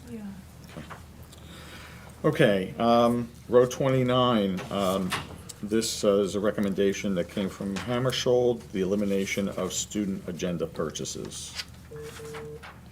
That's $4,740. Over here and over here? Okay, yes, we have consensus for that. Thank you. Rows 30, 31, and 32. These are non-personnel. Row 30 is the elimination of the Naviance program for Hammersholt. It's not being utilized at Hammersholt. No need for it to be utilized at Hammersholt. That's $8,600. Row 31 is the elimination of access to Naviance at Churchill. That's $9,500. And then row 32 is the elimination of a component in Canvas, which is a training portal that we can do without, and that's $3,700. Can you clarify the difference between eliminating the Naviance program and eliminating Naviance access? Is that really the same thing? Yeah, Yeah, same okay, thing. great. Same thanks. thing? Mhm. Same thing. It's just written differently in the two rows. That program, that access to the program, so they would retain it at the high school. Got it. I have a question. Oh. Yes. For the Naviance, since we have 9th grade at Churchill, Yeah. do we know how much they access or use the Naviance? I mean, we could definitely look and see. I don't have that information right now. Ms. Amatiro is confident that she could give that up in 9th grade and start that in 10th grade.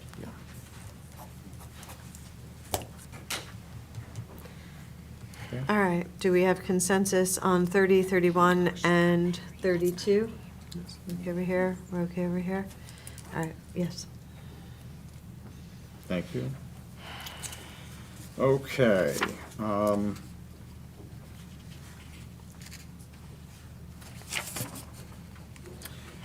So now, rows 33, 34, 35, 36, 37, and 38.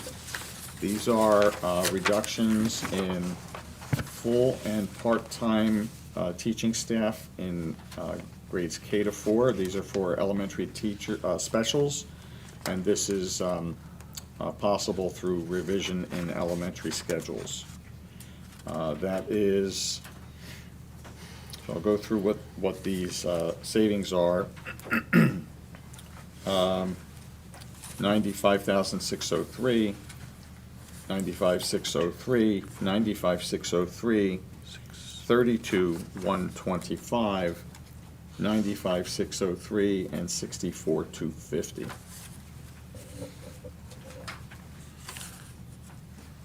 Will that have, 2, 3, 4, can I ask, will that have impact on the students' access to those classes? Will that change their schedule? What will change is that the special period, now the children are getting an hour, and now they will get 45 minutes of instruction instead. So that can maximize the schedule for the staff involved. So they'll still be getting the same programming, it'll just be 45-minute period instead of an hour. Is line 38, it says part-time, but then it says 1. 2 part-time positions. Oh, 2, got it. Can, just as a reminder, the specials, is it 1 per day that they get, that they rotate through? Yes. So that's basically, we're cutting like 15 minutes off Yeah, one of of the each. times that they get to actually not learn. So. They're learning. No, I know. Creatively learning, yes, but I feel like it's, it's a break that I think some kids need. I think it's tough.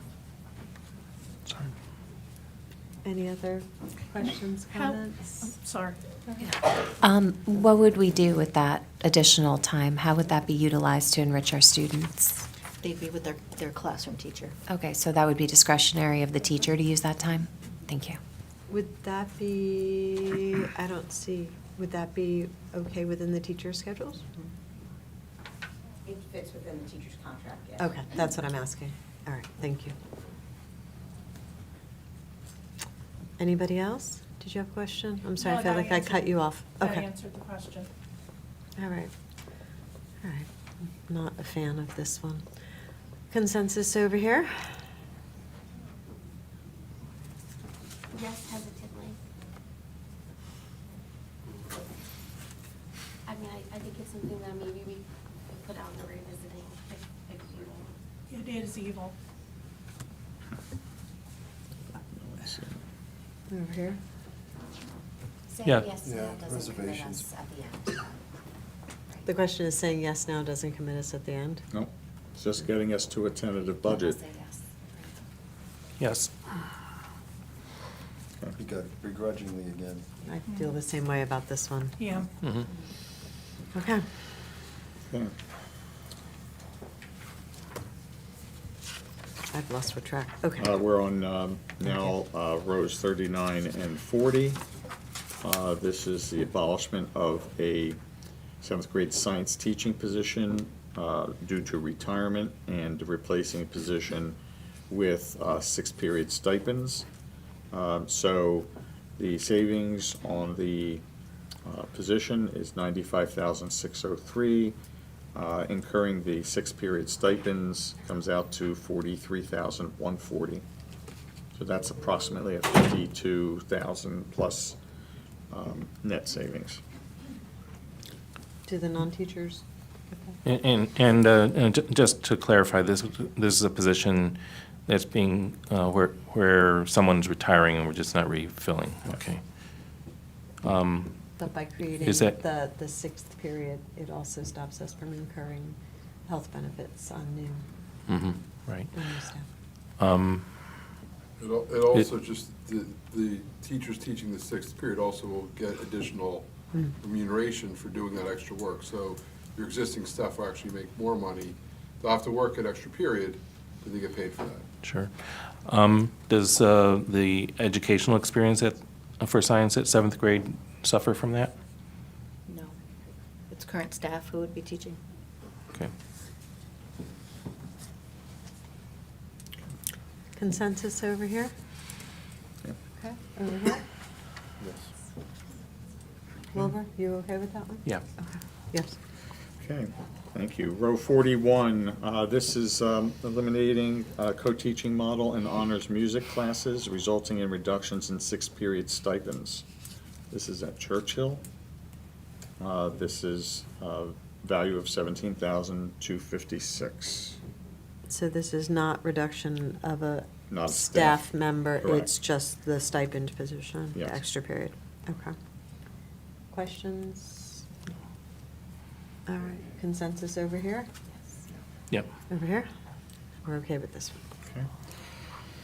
Okay. Row 42, this is double the late-in and early-out option for eligible 12th grade seniors, which results in a reduction of 3 6-period stipends. The value is $25,884.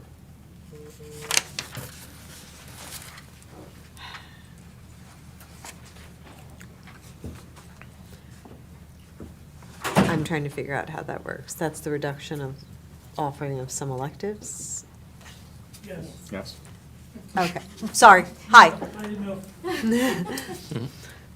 Can you explain that? Based on senior schedules, eligible seniors have already met all their graduation requirements, and they're most likely taking additional electives.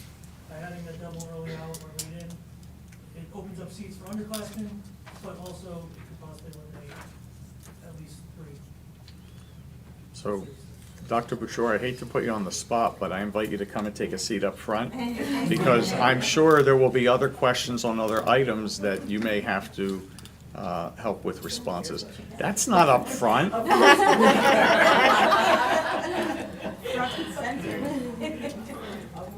As always, we need to move the bears.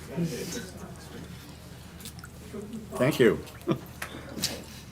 Okay, do we have a consensus on that? I'm sorry, consensus on that? Yes. Over here? This is like getting rid of Saturday detention, seniors everywhere. Yep. Just feel happy. Okay.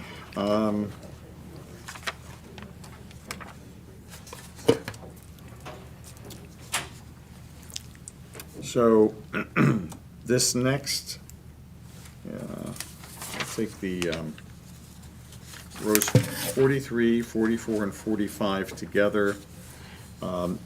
These are all 6-period stipends. The first one is the elimination of 6-period stipends for elective classes for core content areas, which would be ELA, math, science, history, unless it's absolutely needed in order to optimize scheduling. That's at the high school. Well, all of these are at the high school. That dollar amount is $69,024. The next one is eliminate Spanish electives, which result in a reduction of 4 sixth-period stipends. That's $34,512. And then the next one is optimizing the delivery of gen ed study skills, resulting in a reduction of 11 sixth-period stipends. That's $94,908. But that's no reduction in staff positions? Correct. Just the sixth period? Okay. Any questions about that? What are the Spanish electives currently that would be dropped I then? know this one. Go for it. I'm going to assume they're the senior Spanish electives for people that aren't choosing to take the advanced placement class, which would be Spanish for medicine and Spanish for business. Dr. Bashir? Thank you. If I can, I just want to commend the district for offering things like that. Having learned Spanish and using it daily because of the skills I learned here, it's great that we have language, and this one really hurts me too. Consensus? All right, I'm still being amazed that I knew something about Spanish, but consensus over here? Yes. Okay, over here? All right, we are moving along. Okay. All right, next, rows 46, 47, and 48. Now, this is the elimination of 9th grade athletic program. 9th grade, not middle school sports. Doesn't matter. I'm sorry.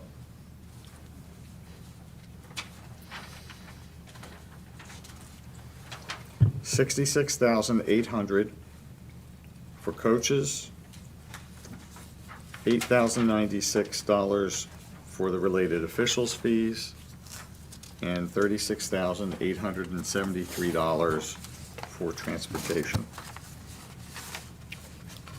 So to put this in terms that I can understand, this means we won't have freshman sports teams, but we will still have JV and varsity teams?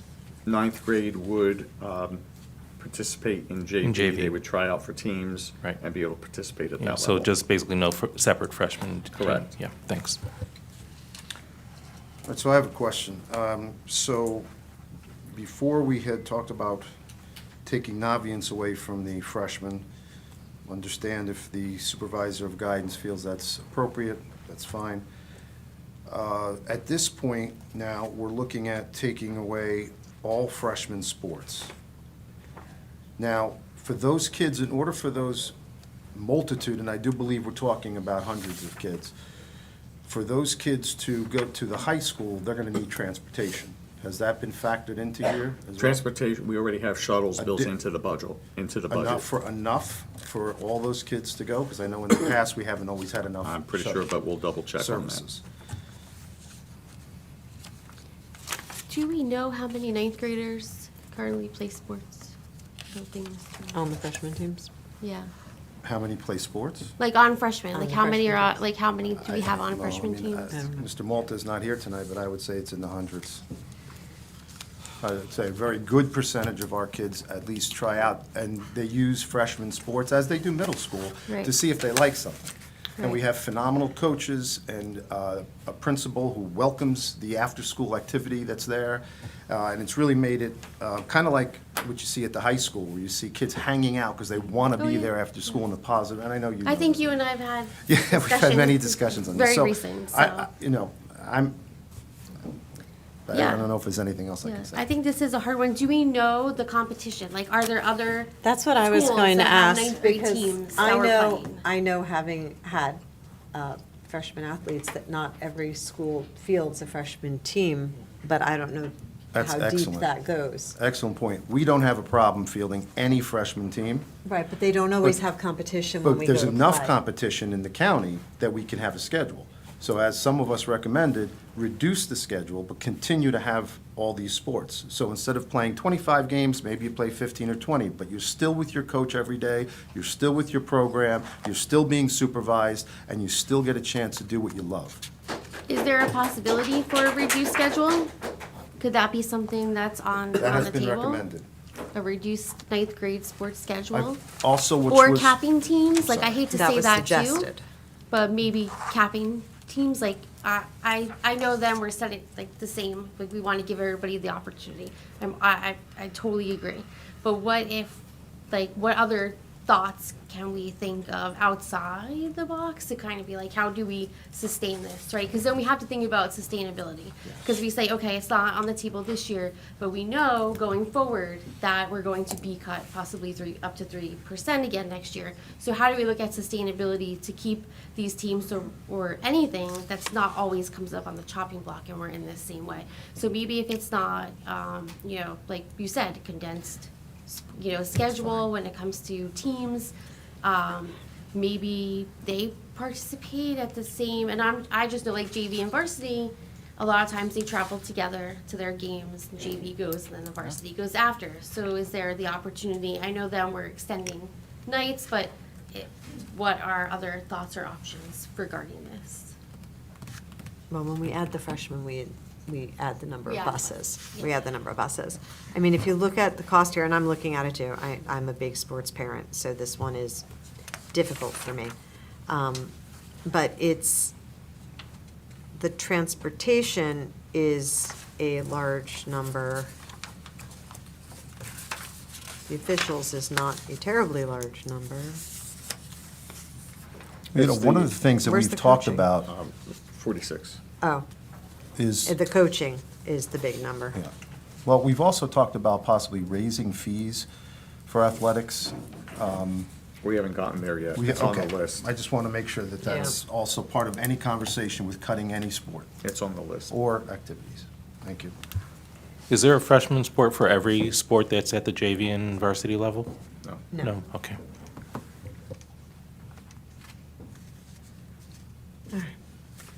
I don't know that we have consensus on this one. I don't think that we do. No. All right. This Nope. is a no. Okay. I would prefer that, I would say no, and I would like to go in further with what Lou said and see if there's any way we can, you know, do a reduction in the number of games to keep something for Yeah. the kids. I understand that. I do think when you look at the numbers, and I do not wish to get rid of freshman sports, but when you look at the numbers, the largest amount there is for coaching, Right. which Yeah. doesn't change. Yeah, I think, you know, the coaching stipends are going to be paid regardless. So the potential would be reduction in transportation costs by reducing the number of games, away games, not home games. So, I mean, maybe the stipends are different from when I was working, but they were, some of them were based on the number of hours. So if there was a stipend that, you know, instead of a 40-hour stipend or what, you know, if it was cut down to a 20-hour stipend. I don't know if we have our union president here. Are not the same as As a- stipends. as That's as what a I club. wasn't It's sure. just For the advisors, they're not the It's same. different, okay. Another recommendation that also kind of feeds into this is a recommendation was made that we try to host more games, which would also take away. Some of our That's what he was competitors just saying. don't have as good of, you know, fields that we have or, you know, facilities. So to have potentially request, and I think Mr. Malta would probably have no problem doing this, asking some of those schools if they'd like to come to see us. So maybe if we reduce schedule to 15 to 20 games, and maybe you can get 12 of those games at home. There's another big reduction on transportation. Coaching salary, you know, and again, I don't want to get too far into this. These people put so much more time in I that was they gonna get say, paid. we can't, there's that no way to reduce To coaching reduce any of salaries. this It's is almost a slap so in the much face, time. and I appreciate, listen, I get where you're coming from, and I thank you, Dr. Brown. But I would just hate to see us give them even less money for doing so much for our community. Yeah, it doesn't, when you look at the coaching stipends for the hours, it's insane as it is, the amount of heart and effort they put in there. All right, And, so. sorry, I just want to go back to a question I had asked a while ago. Again, just for the sake of clarity and transparency, this proposition came from Churchill, given that it's the ninth grade, correct? This came from. The suggest, yeah. Yeah, this came from the from the Churchill team and the athletic director. Right, so it went through the athletic director as well absolutely. before it got to us. All right. Okay, so let me just clarify that if I can. I would assume that we approached the school and the athletic director and asked for cuts that had to be made. And I would guess that you were probably told, I would only think just from all these discussions we've had for many years, that if we had to cut something, which is a bad way to start a conversation. So I think if you said if you had to cut something, ninth grade would be on the table. I still disagree with it.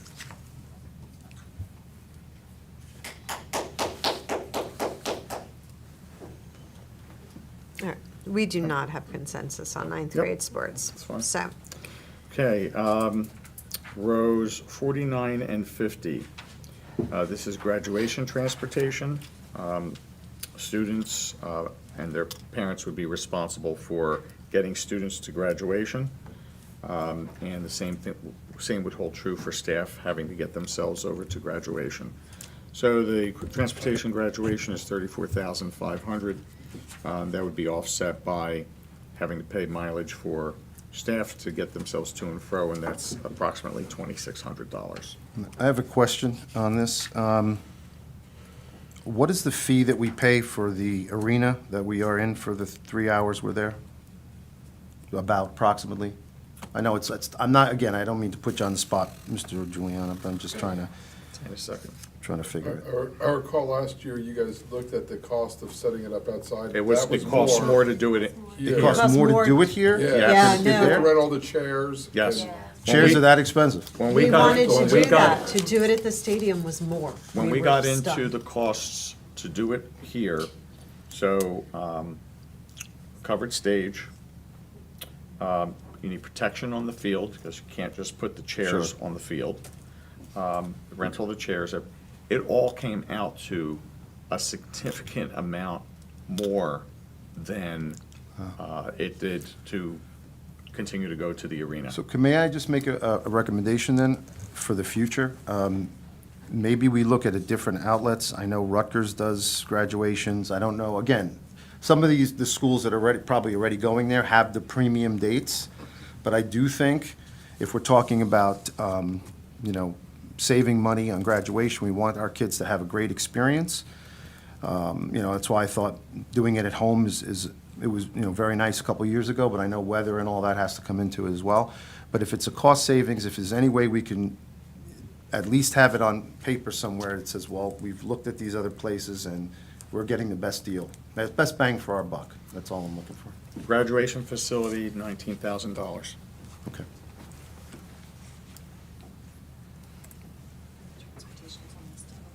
All right, do we have consensus just about the graduation transportation? Yeah. Yes. Okay, thank you. Okay, rows 51, 52, and 53. These are discontinuing late buses at Churchill, $199,030. Discontinuing late buses at the high school, $181,861. And discontinuing late buses at Hammersholt, $52,920. So I'll clarify that this, because I think people will hear that and get concerned, this is not the activity buses to the high school. No. These are just late buses. Yes. And I think there's conversation regarding at Hammersholt moving those clubs and activities to the morning so that kids would be able to participate in those in the morning rather than not do anything at the end of the day if the late buses weren't there. How many kids do we think this may impact? I don't have that number off the top of my head. Do we have any opportunity for alternate transportation then for families who may have need? Because I know that this is a valuable resource for working parents. Not that we would provide. No, and this was there last year. I appreciate the movement of activities at Hammersholt to the morning. I personally struggle a great deal with discontinuing late buses at the high school in Churchill, and I would ask that that be something that's like a last resort, because I think it creates inequity in access to clubs and activities for some children.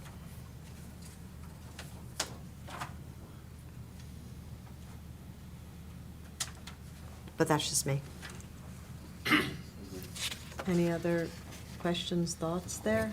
Is there room to, any cost savings by reducing the number of buses? I'm relatively sure they're not all packed, or combining routes so that one bus cover, I mean, it would be a longer trip for the kids, but you could cut back on the number of buses that way.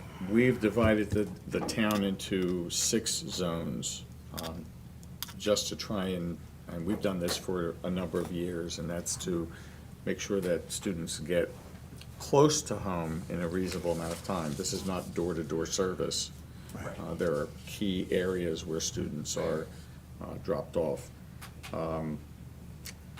I don't know. I can't speak to, dividing up, going from 6 zones to 5, to 4, to 3. I think we take that cost and just divide it up, and I don't know that we're necessarily going to get anything out of that. To President Goss's point, I do think that does, especially at the high school level, may lead to some opportunities lost for some of our kids that may need clubs or activities to put on their resumes for college. So I would hope we can factor that one out while we're voting. I would like to see the high school late buses potentially not be on this chopping block at this point, just for those kids who may need those extra components for their colleges. And for the point of just the public in general, this is not about athletics. The students that are playing sports are not riding these late buses. They get out much later. As a Right. sports mom, much later. This is just clubs and activities. They sure do. I mean, I'm in the same place I was last year. I voted with a great hesitation to put that as a reduction on the tentative budget, because it is a very large amount of money that is not cutting people from the classrooms for our students, but it was one of my priorities personally to get back when we had the opportunity to try to bring back, but that's my point of view.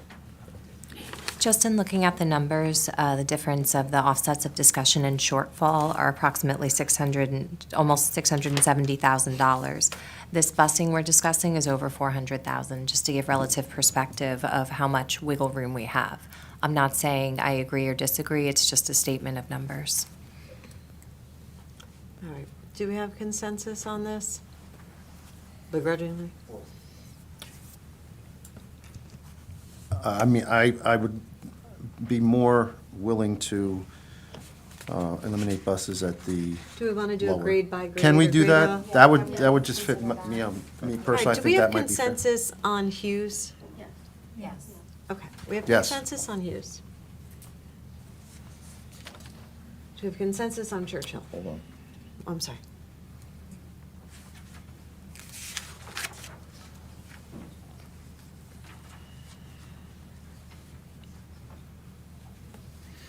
All right, that was Hammersholt. Consensus that was a yes? Yes. Thank you. Do we have consensus on Churchill? Yes. Tim? Yes. Yes, okay. We have consensus on Churchill. Mhm. Do we have consensus on the high school? No. We do not have a consensus on the high school. I'm just keeping a little tally here on Mhm. the side. So, I mean, obviously, these are hard decisions, hard discussions and hard decisions. No, and I really appreciate the thoroughness of the discussion here, because this has always been, well, we haven't always had to do this, but last year this was horrible, but this is even harder in this format. So, we have, as I said earlier, we have a little bit of a buffer. That was about $669,000. So far, we've taken almost half of that. So just so everyone's aware. Okay, 54? row 54. 54 is a reduction to bus driver schedules from 8 hours to 7 hours a day.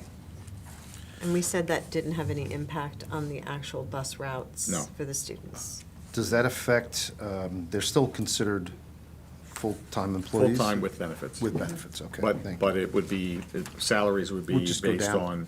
on a 7-hour day, and that is $264,497. Now, does that take into consideration what we just voted on?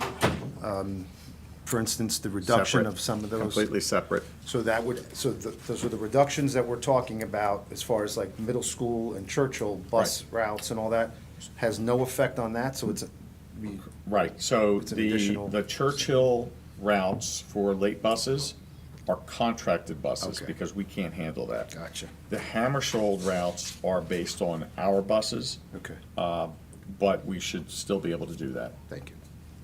Or, I should say that because the consensus was to reduce, but it's Yeah. not, that's extra. It's extra on their schedules. So in theory, and again, I'm not, I don't want to pin you down, but we were talking about the high school and having still continuation of buses there. But the youth, there are no used. They're contracted Oh, services. but they don't have to be if the buses that would go to use don't go to use anymore, right? Because those are our buses. Depends on the schedule. Gotcha, all right. I just want to make sure that Because these, the this is Hammersholt all part schedule of is the different than the conversation. high school. The used late buses are overtime for the drivers. So that would mean we couldn't reduce, well, I get you. It's beyond. Beyond the, There's- Beyond the regular okay. workday. So that would be a different number. And, right, and the Okay. high school late buses run when elementary students are being bused Right. home, so we can't use our drivers to do that. because Right. Well, they're driving that's their own students understandable. home. Okay, thank you. So 54. 54, do we have consensus on reducing the length of the day? Yes, yes, we are good for that, yes. Okay. All right, row 55, and, well, we'll take them individually. Row 55 is discontinuing absorbing the credit card fees for online payments. So that would, that fee would be incurred by the credit card holder. That's worth about $120,000. Are parents able to come in and pay with a check rather than paying online with a credit card? The registration all has to be done online. Okay. Can you use a debit card? I think if you use a debit card, there's no fee. It's a lower transactional Yeah. fee. Okay. There's still a fee. But there's still a fee. Okay. How long has the district been absorbing that fee? A number of years, long time, since we put in the Community online community pass. Okay. Yeah. All right, questions or consensus on that? Lots of restaurants have an upcharge. Yeah, consensus? All right, sadly, yes. Okay, next one will not be a popular one, but this is also related to fees. This is increasing the fees for clubs, activities, and athletics to $30 and $125 respectively. And that is, that calculates out to $191,070. You share the current rates? Current rates. Currently, athletics are $50. Yeah. Yeah, and clubs are 15, I Clubs are think. Clubs are 15. 15. And how long has it been that? those 15 years, I think. About 15 years. Okay. So when you look at it that way, it does seem like there's some room. One other concern that has come up before is families with multiple children. And I think maybe at some point we could talk about capping. We the tried the looking at athletics. that, and it doesn't work, but we can talk further. All right, about I'd like that. to talk a little bit further about it, that's all. Thank you. And then, how much, like, if you were to raise these fees, how much then would it cover of the stipends for these after-school clubs?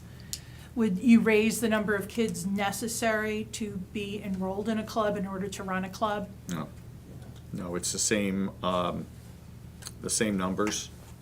We haven't looked at raising the number of students that need to participate in each of those. This is based off of the participation rates that we've been able to document. Is there a opportunity for people who don't meet a certain income threshold? Yes. That's We always- we already have free and reduced, and those students do not pay. Okay. All right. Sorry, I'm taking the deep breath Yeah. on that number as, you know, with multiple children playing in multiple seasons, that's a lot, but I understand the need. 15 years with no increase is a very long time. Do you have consensus on this side for this? Wilbur, are you okay with this one? I'm just looking up something really quickly. Don't I? We'll be back to Wilbur in a moment. Over here, consensus? All right, back to Wilbur. Yes. Okay. All right. Row 57 and 58 are non-personnel, non-transportation, non-athletic. These are elimination of the staff management portion of Genesis. The Genesis contract, that's worth $5,623. We're going to look at doing that in an alternate means, correct? And the next one is the elimination of the Oracle licensing fees. That is the database, and we're going to do that through a different database process in-house. That's $2,431. So Are we okay with that over here? that should be an Over easy here? one. Yes, we feel that is an easy one. Next one's, let's see. Okay.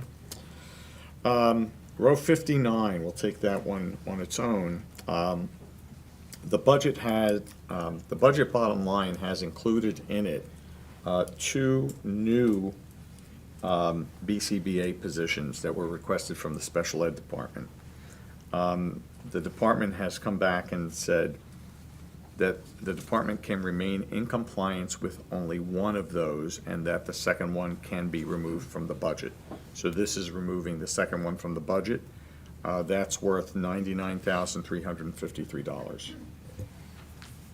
It's good that compliance is being maintained. How about the workload? Well, this is, right now we have 2. Yeah. This is going up an additional position, I see. so actually more kids will be serviced next year. Okay. Yeah, so instead of 4, we'll have 3, but it's still 1 more than we have this year. Correct. Okay, I just want to make sure the math fits for everybody, That's because that's a correct. big deal. But That's the we'll only be reason why able I'm saying yes to meet this. the IEPs? Yes, absolutely. Okay.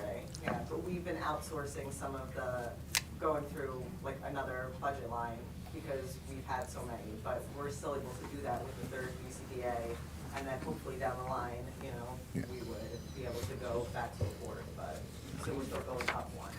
All right, consensus on this? We're okay with this? We're okay with this? We're good with that. Okay.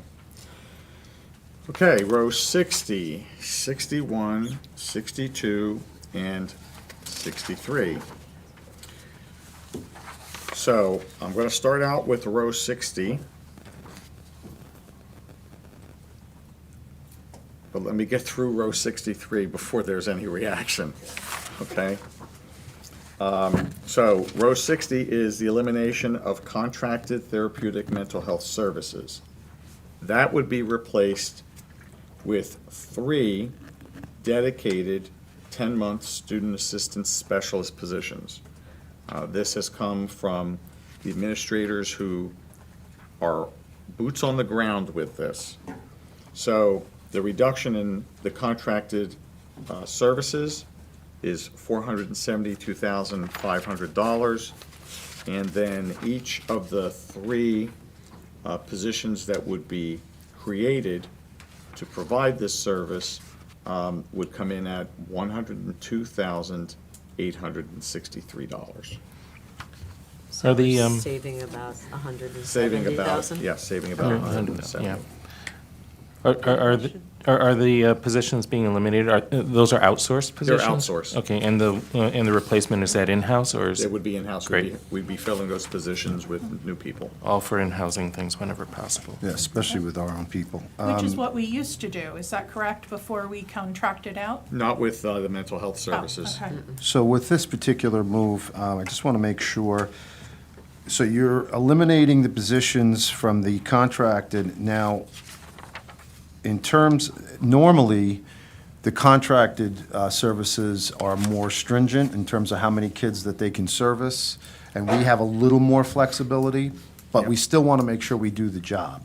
So I want to make sure that this will handle the student, because I'm not, and I know none of us here want to see any mental health reduction, but when you say our own people, that makes me very excited about the possibilities. This should actually improve. That's what I want to know. Because one of the issues that the district has experienced is that we seem to have become a training ground for the contracted services. So the people come in, they train, they learn what they're doing, and then they leave. So we have this revolving door. Hiring our own staff should eliminate that revolving door issue and be able to provide a better level of service. And continuity of care is far better in these situations than getting the doc of the day. And I always believe in our own staff more than outside. In terms of licensure, it's an equal trade. The people coming in would have the same level of licensure as the ones going out. Social workers, they have different types of licenses that they're hiring through the outside the contracted providers, and they're brand new. So the ones that they're bringing to interview with us, they're, wet behind the ears, and we start giving them scenarios, and they're having a very difficult time answering the questions that we're giving them. When our people, are a little more seasoned, and you just don't get much better than an East Brunswick, employee that's working with our kids. So it sounds like addition by subtraction. Yeah, and again, the continuity of care outweighs the licensing thing, I can tell you that. Absolutely. Thank you. All right, consensus on that? We're good? Yes. We're good? We are good there. Okay. Line 64. So we can take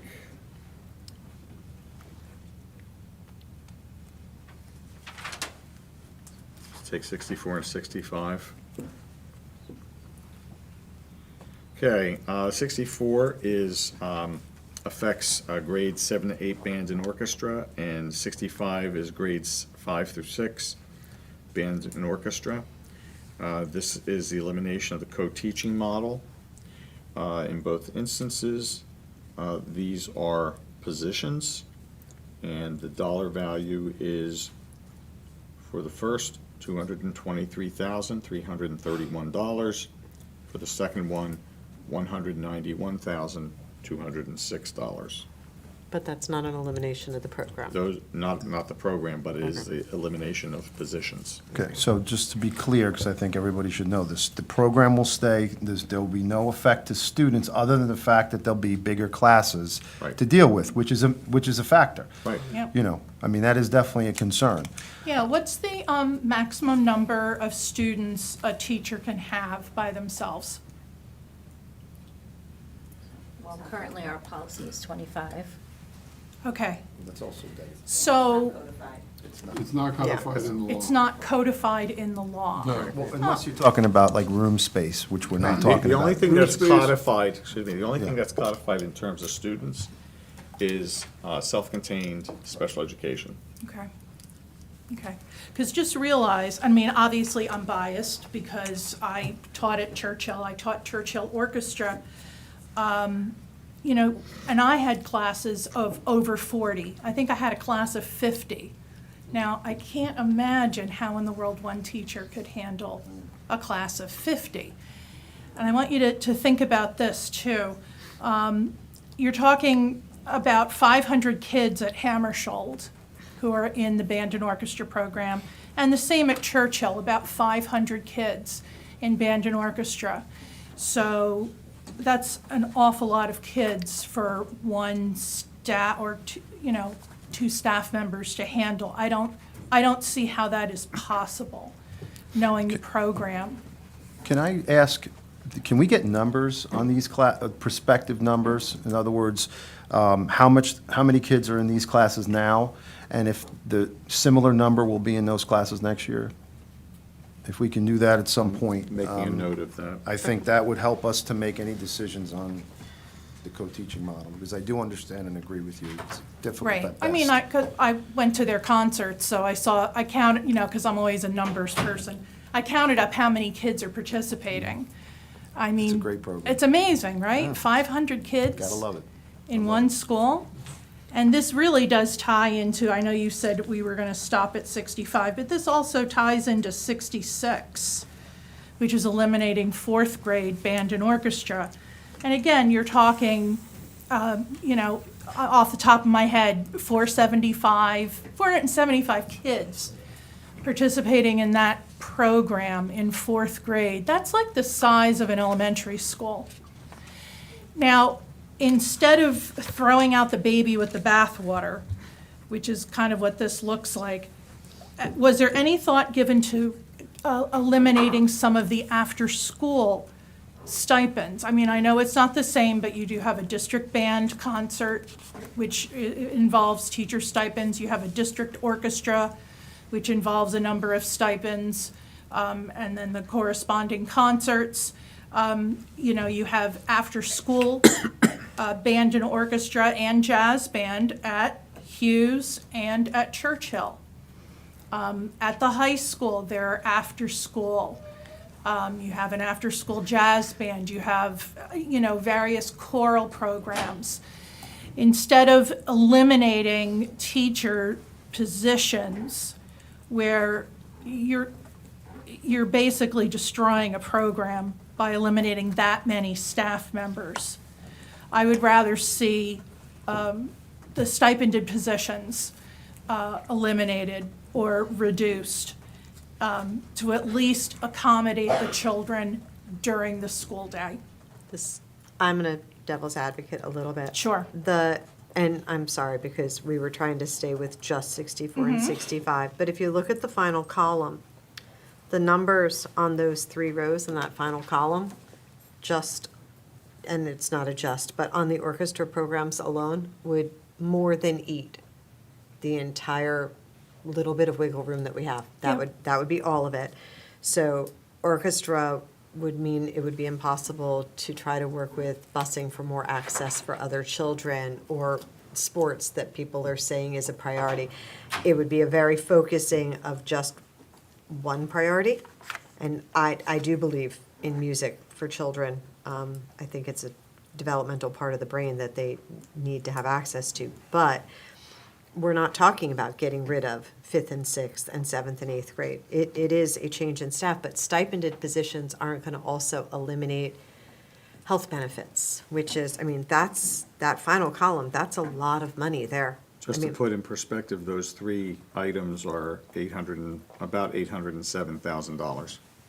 The stipends, and I understand what you're saying, but stipends wouldn't come to, they wouldn't come to a tenth of that. But the 5th and 6th and 7th and 8th is not to get rid of the program. It definitely will create challenges, but it's trying to maintain the program. Right, so you would go from, well, I'm just, because I just did it adding in, you would go from the elementary, you would go from 13 and a half staff down to 5. Did I do that math right? You go from 13, this is Churchill, Hammersholt, and elementary music, which is 4 teaching positions. So 13.5 teachers currently to 5. And you're servicing approximately 1,500 kids now with 5 teachers.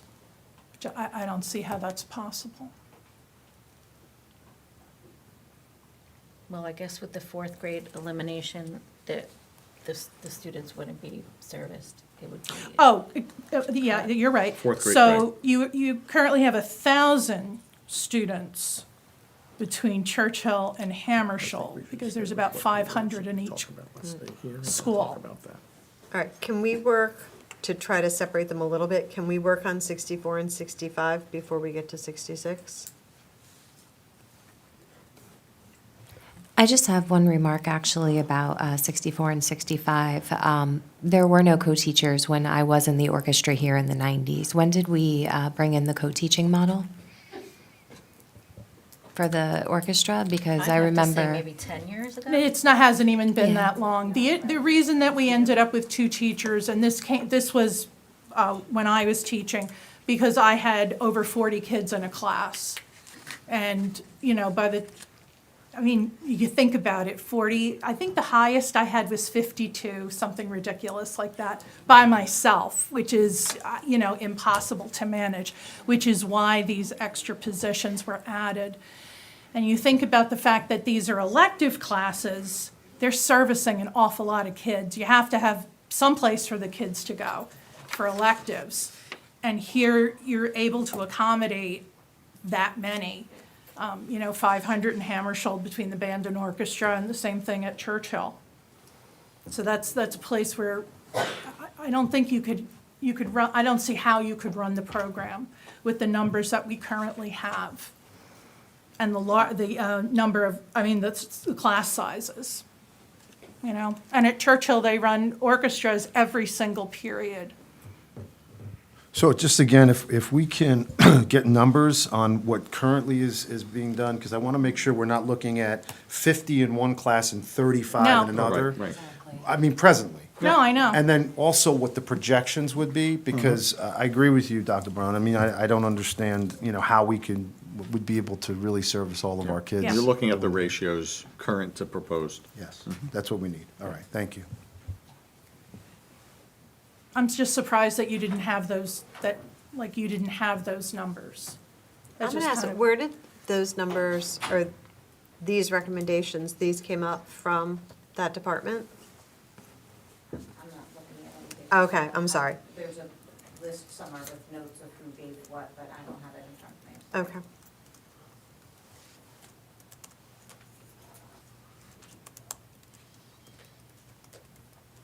All right.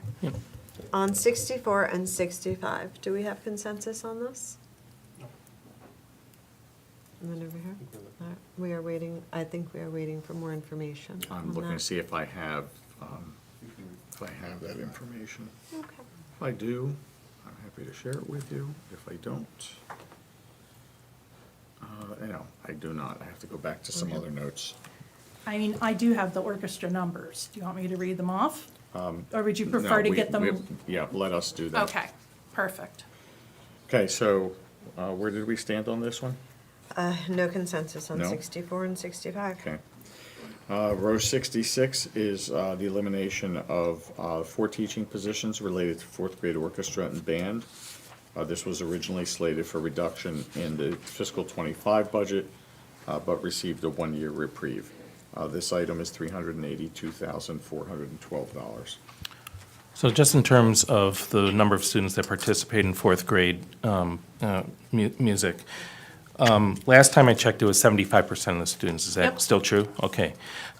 So we've been talking, and I'm not trying to pit one program against another, but we've been talking about the number of kids serviced by these programs. I find it very hard to justify eliminating a program that 3/4 of the 4th grade participate in. In addition, from a developmental standpoint, getting music in at this age is critical if these kids are going to have any chance at pursuing this long term. You can't just push this off to fifth grade. It doesn't work. It doesn't work that way. So I have a hard time with this one. May I also I would like to know, I know you mentioned 75%. I want to know what the number of students total, not the percentage, the number of total, and if we can get a breakdown by each school. I think we need to look at this one again. This concerns me as well. I think this is the beginning of the love of learning music, and I get it. Listen, I know these are all tough, but I mean, if these are our babies, and I just think we need to do better. And then, of course, the other issue is, the way that the program works is that when they're going up into 5th grade, they have an elective class. So that's where you're getting, 30, I think my classroom, I could fit 39 kids in my classroom when I was at Hammersholt. So you can't have 39 beginners at one time.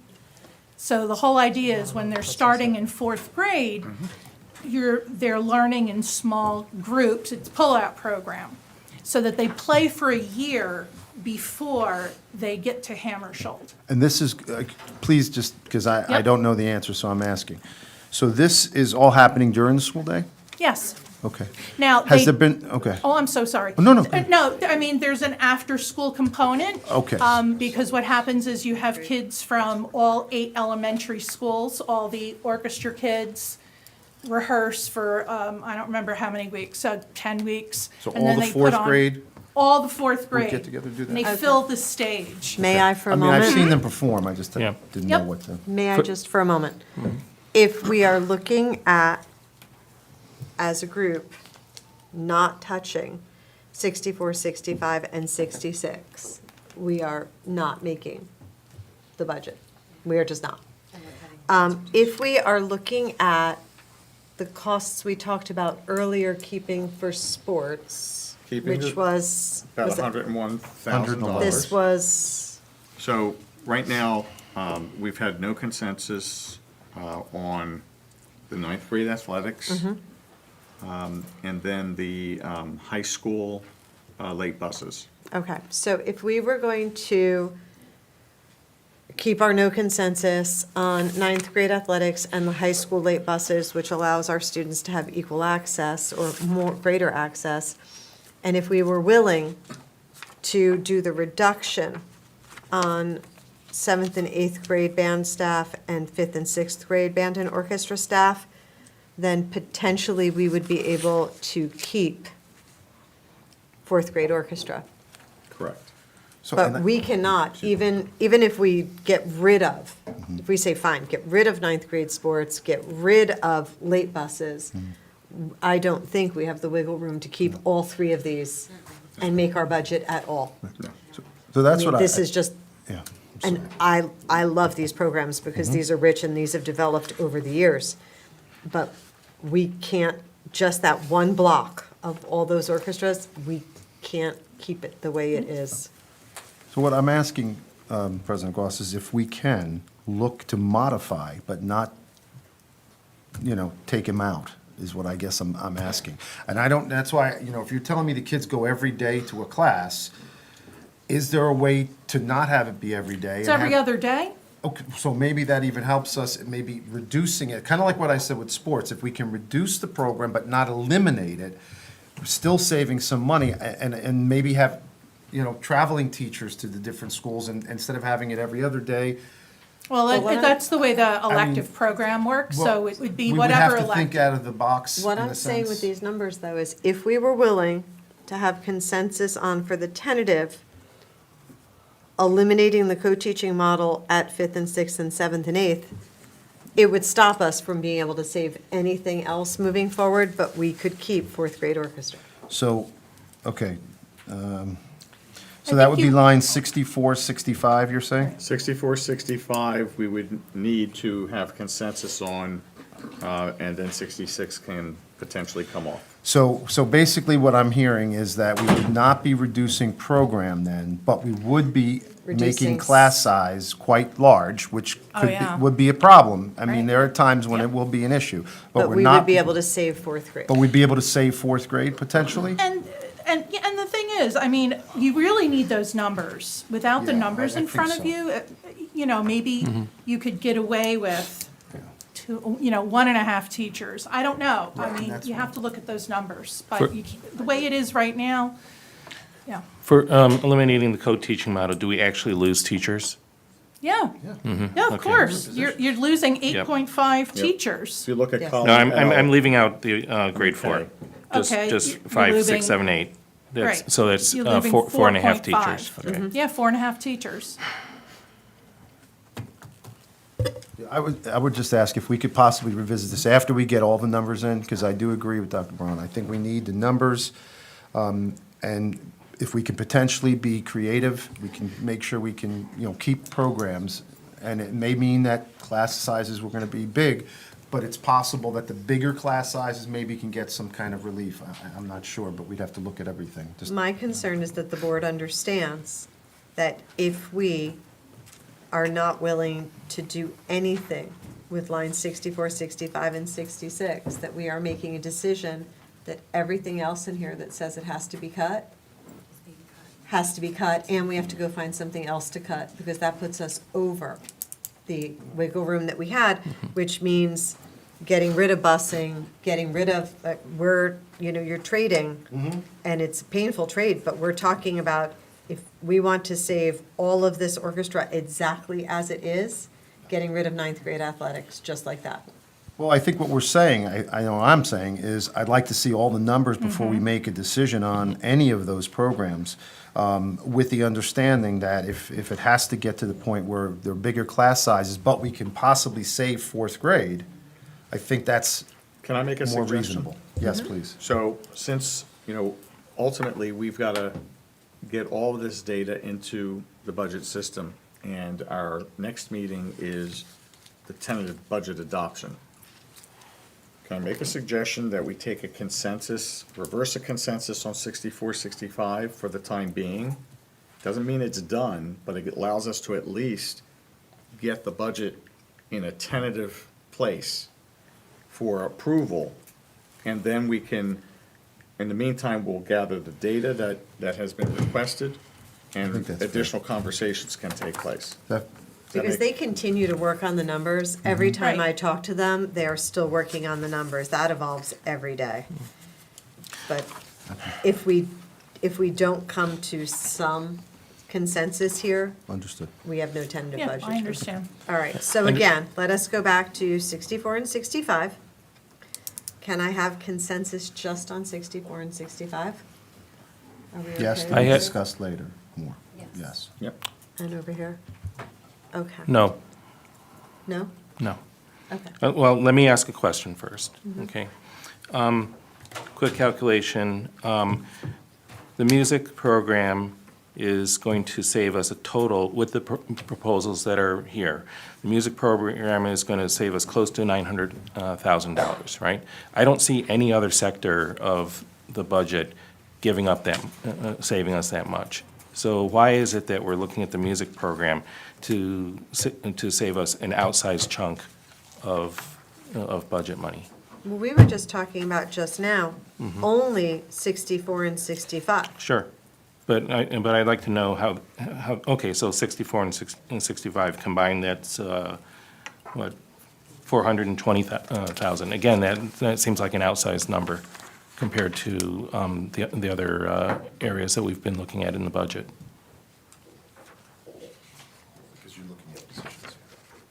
I understand we're looking at, positions. If you- but it seems- We still have another page to go The other after page this. has some very large numbers on it that are taking, Can we Right. come back, Yeah. can we come back to this, only because I'm looking at this, it's like a bloodbath.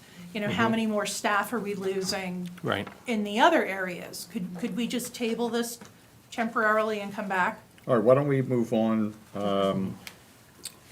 We can do that, we can do that. and we'll come back to All right, 64 through 66. 67. So 67, reduction of one PE teacher at Hammersholt. This is due to enrollment. Questions? No. Consensus over here? Over here? Yeah. 68, this is the reduction of 6-period assignments associated with increased class sizes in social studies, math, English, and science. This is at Churchill. This came from Churchill Junior High School, the administration. This is not a reduction in staff. It's This not is a staff. reduction It's in the 6 periods. sixth period stipend. And it's increases in class size. I do not recall what the benchmark was for that. 28. 26 to 28.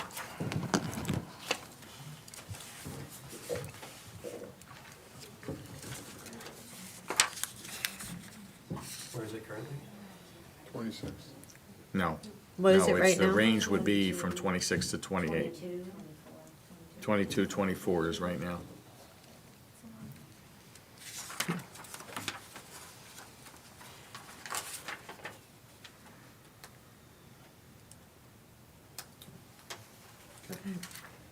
I'm going to say, as an English teacher who's done that kind of increase, you feel it. You absolutely feel it. But at the same time, those increases save staff. And Yeah. I want to save staff. Yeah. All right, we're good over here. We're okay over here? Okay. Okay. All right. 69. 69 is for Hammersholt, and it's revising the Hammersholt school schedule to align with the K-4 model. This results in the reduction of 10 teaching positions, $956,030. Could you explain a little bit more how that would work and yeah. Excuse me, could you please keep the conversation down? If you need to have a conversation, take it outside because it's distracting as we're trying to talk up here. Thank you. This proposal would mimic the K-4 schedule. So in K-4, the children have one special a day. So that would be the model at Hammersholt. It would eliminate the A and B day schedule. It would just be, the one regular schedule. The language arts and social studies teacher would have the children half the day. The math science teacher would have them the other half a day. They would have a lunch period, and they would have a special period. With this, all of the cycle topics and most of the elective topics will be maintained, and they will be the specials. It also reduces the world language offering so that the children would select their world language and start level 1 in 7th grade now. We've heard a lot from parents that their children for graduation requirements are having to take higher and higher and higher levels once they're in high school, and it's very rigorous for them. Also, we've heard about the transition to Hammersholt and, mimicking what they're experiencing in elementary school could ease that transition for the students. So again, the students would have that one prep a day, that one special area a day, like they have in 4th grade. That's what the 5th graders would have. And we would keep the cycles, so the topics of the cycles. So they'd have 2 PEs a week, as mandated. They'd have the STEM for half the year and the computers in the classroom for half the year. They'd have French or Spanish, say, 1 day a week. Music and movement and art, half a year, half a year. 6th graders would have 2 PEs, a STEM half the year, coding half the year, a Spanish, French 1 day a week, and then the theater and family consumer science for half the year. So I just have a quick question on that, and I appreciate, Dr. Bully, you're giving us that. So what are they losing? Basically, if you said, what's the main difference for the public to say, okay, if we were to say yes to this, what's the main difference? And then I want to piggyback that on asking, because you mentioned how the transition would be easier from elementary to the upper elementary, but how will that affect transition from upper elementary to Churchill? So now the children have a cycle and an elective. So one day, on A day, they have their cycle, on B day, they have their elective. And they also have to commit to a world language in 5th grade. So by the time they get to, most colleges want to see 3 years of the same language. So by the time they get to 9th, 10th, 11th grade, they're in level 6. And we've heard a lot of complaints from parents about the rigor of that. So in elementary school, the children have one special a day. They go to art, they go to music, they have PE.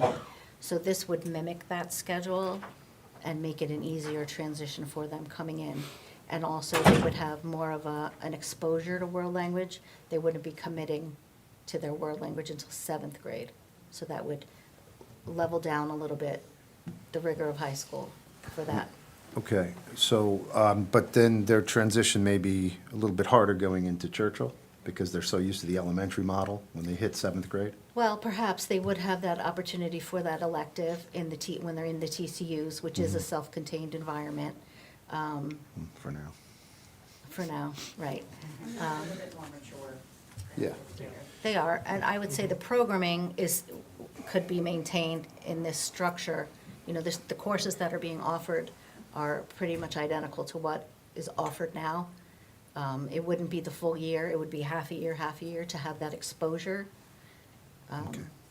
Thank you, Dr. Bowley, appreciate that. Okay, so just so that I understand, so you're eliminating electives? Like you can have a full year art elective. That wouldn't happen anymore because you would have to have a cycle?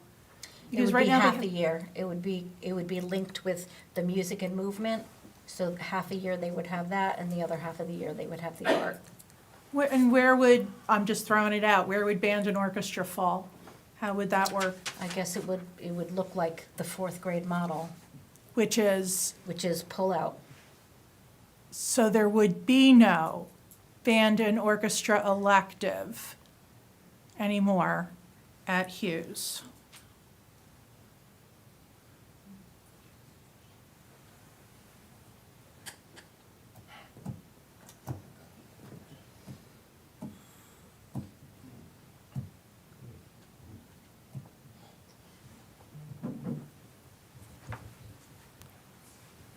Just to broaden that, can you be more specific as to which 10 positions? I mean, I know we're not talking about people, but departments, or can we not get there in open session?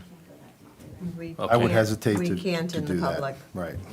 Only because it can be easily That figured out. violates people's rights. That's not okay. How many days a week are children currently in that 5th and 6th grade receiving foreign language instruction? Every other day. Okay.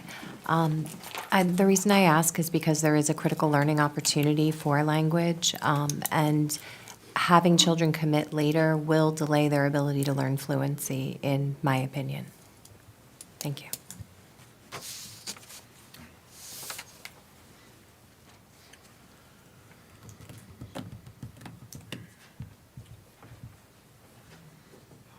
Any other questions?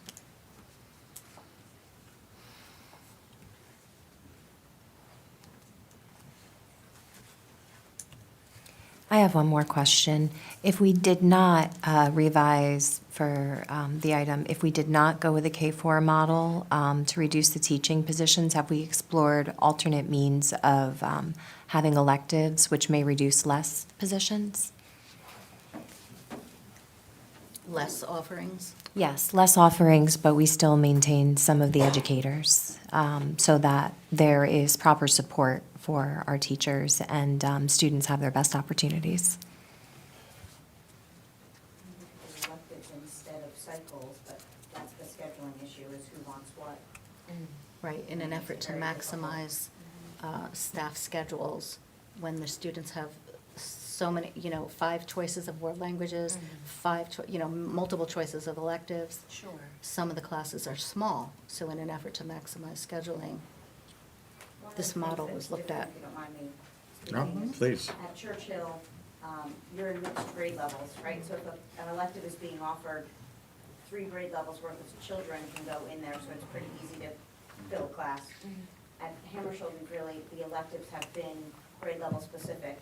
So if you're thinking about one particular elective that students are choosing across a variety of them, we've had a difficult time kind of filling those classes. With too many So we have a offerings. significant imbalance in how big those class sizes are compared to the, everywhere else, really, in the schools. So reducing then the course offerings and streamlining this as opposed to an all or nothing, is that something that still can be explored? It's just a matter of where you would put it in the schedule. So that's what we have now, right? Okay. Is we could do electives instead of cycles, right? We could do one or the other, but you're not going to reduce this number of teachers because you want to have a lot of options for them. Right? So you're not forcing them into something that they don't want to take for the entire year. Understood. Sorry. Thank you.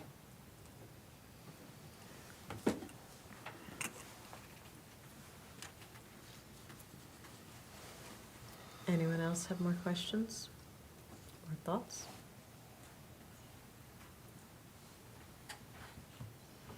I've kind of lost track.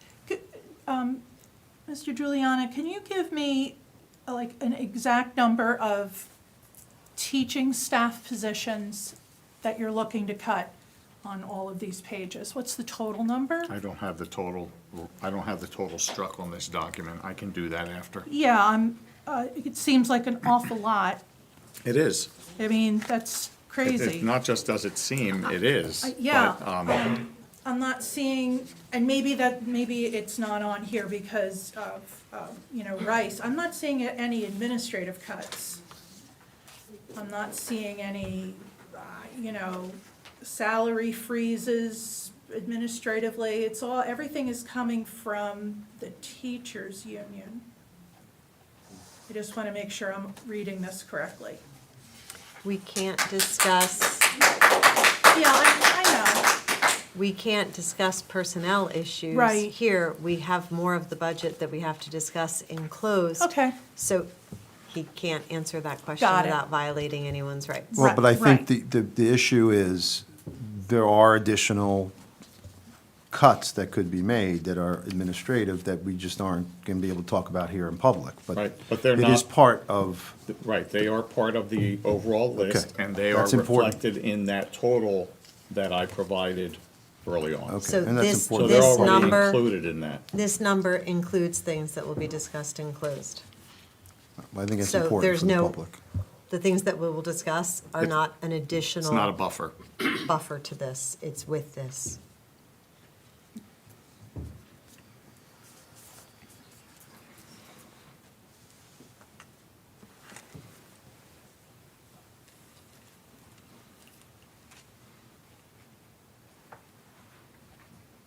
Anyone else questions?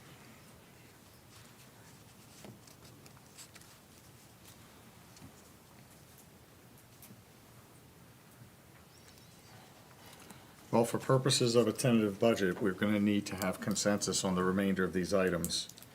Or we don't Because have a otherwise, budget. we don't have, we won't be even close to a balanced budget. So just a reminder that, that further conversations can be had on anything.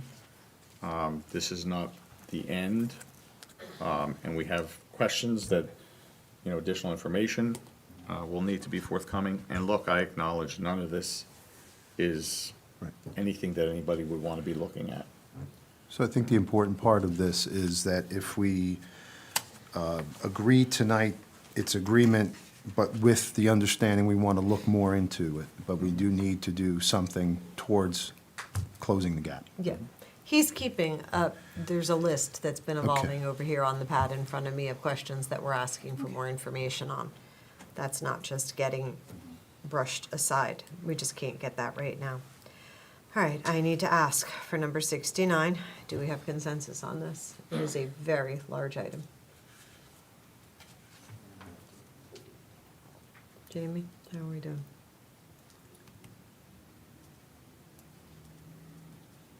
I can't say yes if it's cutting foreign language, but I understand that then our math is over, so I don't know that I have a choice but to say yes for further consideration, but with the hopes that we can find a solution.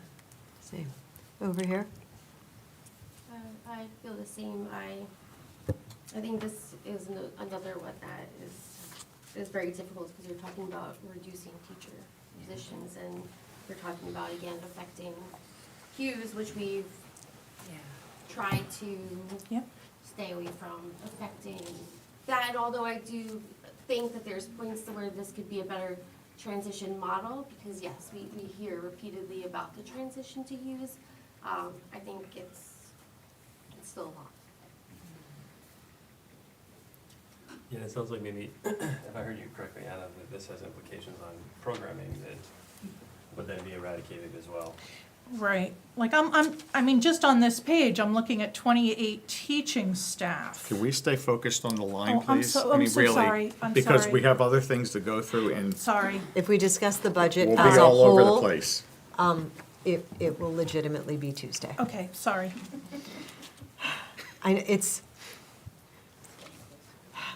We're sorry. This is the way it is when we have cuts. And there's, I mean, except for looking at things where it's like, okay, can we get rid of this computer program? How much do we need it? it's real children, and it's real people, and it's real opportunities that we're changing. And it's always awful. But we kind of need to get consensus and figure out what we're doing here. I think it's also important to remember that, these aren't because any of us want to sit up here and make, but we run the issue of if we can't come to an agreement on something and at some point submit a balanced budget, then we're basically telling the county and the state that they then have authority over that. And I don't want that to, I just think that we need to think short term of, yes, we're here tonight, we have questions, and we want to get answers to those questions. And also thinking in the long term, there have been other districts that have not been able to produce a balanced budget, and then, we're providing other people the opportunity that have nothing at stake in our community to come in and decide what gets cut. And so I think while we think of the short term, we have to think of the long term too. These are all difficult cuts. Nothing sits well, and I think many of us last year felt the same. How do you pick one over the other? And I think that's what we're sitting here faced with. And it's such a moral dilemma, and I know that we're not alone. Countless other schools have continued to go through this over the years. And as we talk about adequacy and mediocrity, that's this is what we're faced with. Yeah, And at the it's moment, sad. I have concerns because the state right now is not rewarding excellence. It feels with the budget system that the state is penalizing excellence. And there is a hard push on schools that are exhibiting excellence to be cut. So I have no confidence that if we don't balance our own budget, that anyone higher up is going to look at it and go, please preserve the excellence of their programs. I think that it would be disastrous.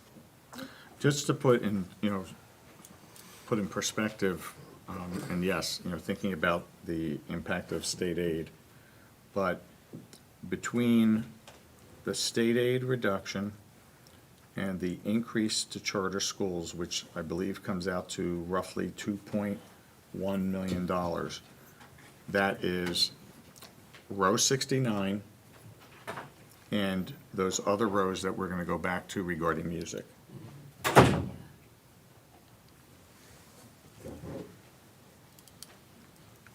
They really are pushing very hard towards mediocrity at best, which is not what we want for our children.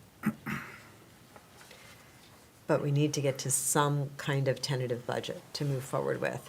So I had consensus but unhappy over here. I am consensus but unhappy here. Over here? Okay. Everybody's unhappy, and that's understandably so. I know, but we have a very new board. And so this process it's not that it gets easier, but it is shocking to the system to do it all. And with this new of a board, I'm actually appreciative of everybody's movement together. Okay, next row is 70. This is a reduction of 9 6-period assignments related to increasing class sizes. This is at the high school. This is worth $77,652. So we broke open new sections to decrease class sizes and created point twos, is that what I'm understanding? Or would this increase class sizes? Increasing Okay. class sizes. But that's not getting rid of staff, that's getting rid No, of the this extra is- period? Right. Okay. Questions about that? And that's an impact to the high school for those of us that are watching which levels are getting. And there's Dr. Bouchard on cue. Sorry, we were talking about the high school. He'll be turning around and going right back out that door. Questions? All right, consensus? Yep. And then consensus? Okay. Row 71 is reduction of, these are 3 positions, one English, one practical arts, one social studies, related to increases in class sizes at the high school. This is $286,809.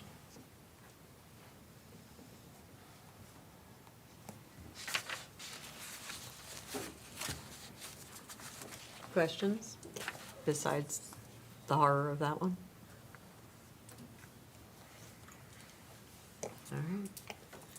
Consensus over here? Consensus over here? Okay. Row 72 is the reduction of one fine arts position at the, this is a position that is, I believe, shared between Hammersholt and the high school, and this is related to increasing class sizes. This is worth $95,603. Consensus over here? Wilbur? Yes. Over here? Okay. Row 73, this is increasing fees for ELA, after school, and early morning programs. This is worth $168,577. And I'm looking to see if I have, Do we know what kind of an increase that's going to Yep. be? Asked the mother who pays Yep. for, Also, Mr. Giuliani, can we hear when, are these fees normally increased every couple of years, or? yep, so as a matter of fact, the board had approved an increase to these fees fairly recently. And we need to, if we're going to balance the budget, we're going to potentially look at a supplemental increase and consider what we had just had approved that was tentative. And I think for the future, as we approve those fees, those rates early on to get registrations going, I think we have to be very specific in saying it's a tentative until after the budget is finalized. Thank you. How close are our fees compared to the private sector? Very competitive. Even with- ELA is much less. Right. Even with the increase, and I'll get that additional information for the board, but even with this additional increase, we're still competitive to being out with any other provider. Is there room to push that up then? Higher, I think that would be risky. I know, but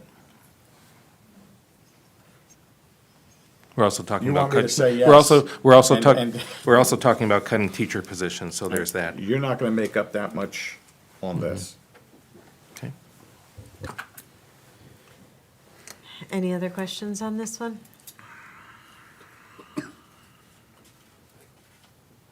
All right, consensus over here? Over here? Yep. All right. Okay. Grade 74 and 75 go together. This is increasing class size cap for K through 4, which means reduction in sections. So I think in this instance, it's worth looking at a picture so you can see what we're talking about in terms of class sizes. So yes, you're already prompted. I'm going to put a worksheet up there, and we're going to look at each of the grade levels, just so that you can see where that change resulting in the reduction in these positions, where that's coming from and what that is doing to class sizes.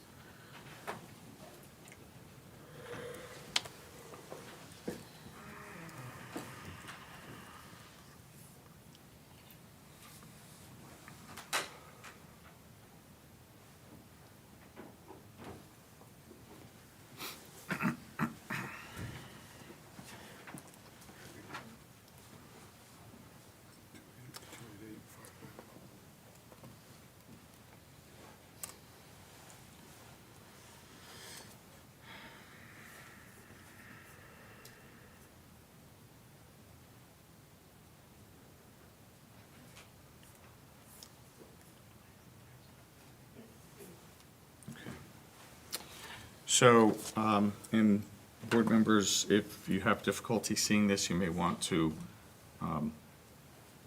relocate just for a couple of moments. But, so this is the analysis that we do, looking at what our enrollment is, given a particular point in time, and what does that do going forward. This is each grade level, and each elementary school. So the green shaded area is what the enrollment, current enrollment is. This was a snapshot as of January 13th. And then the blue highlighted area is what is that projection for next year? And it's a straight line projection. What you see in the last row of the blue highlighted area, average class size, is providing what is the average class size based on the number of sections, which is in the row right above. In this case, in kindergarten at Lawrence Brook, it was originally factored at 4 sections. That's been revised to 3 sections, bringing average class sizes to 21. That was the only place where that was possible across the kindergartens. Because if we made any changes to any of the others, and first of all, Bound Monroe is an anomaly because there are 2 sections there, average of 13, but if you look, what happens if we just make that 1 section? That puts it up to 25. That's beyond, I think, where we want to go. Similarly, if we look at Central, for example, where the average class sizes are currently 16, and there's, based on three sections, if we change that to 2, that puts the class sizes up to 24. So I'm not sure that that's necessarily what we want to do across the board in the elementary level. But there are positions, are sections where we can, we believe we can make reductions that give us the 7 positions that are listed here. And so I just want to go through that. So kindergarten is one area. Grade 1, you see at Frost, and it's in the goldenrod highlighted field. Frost at grade 1 was originally 4 sections, bringing that down to 3. The numbers are still reasonable across the board. When we look at grade 2, there would be a reduction at Bound, a reduction at Irwin, and a reduction at Warnsdorfer, affecting the class size averages as you see here. Still not out of the ballpark. Still reasonable. At grade 3, and in each of these cases, it's a 1 section reduction in that goldenrodded field. In grade 3, it would be a reduction at Chittick and a reduction at Lawrence Brook.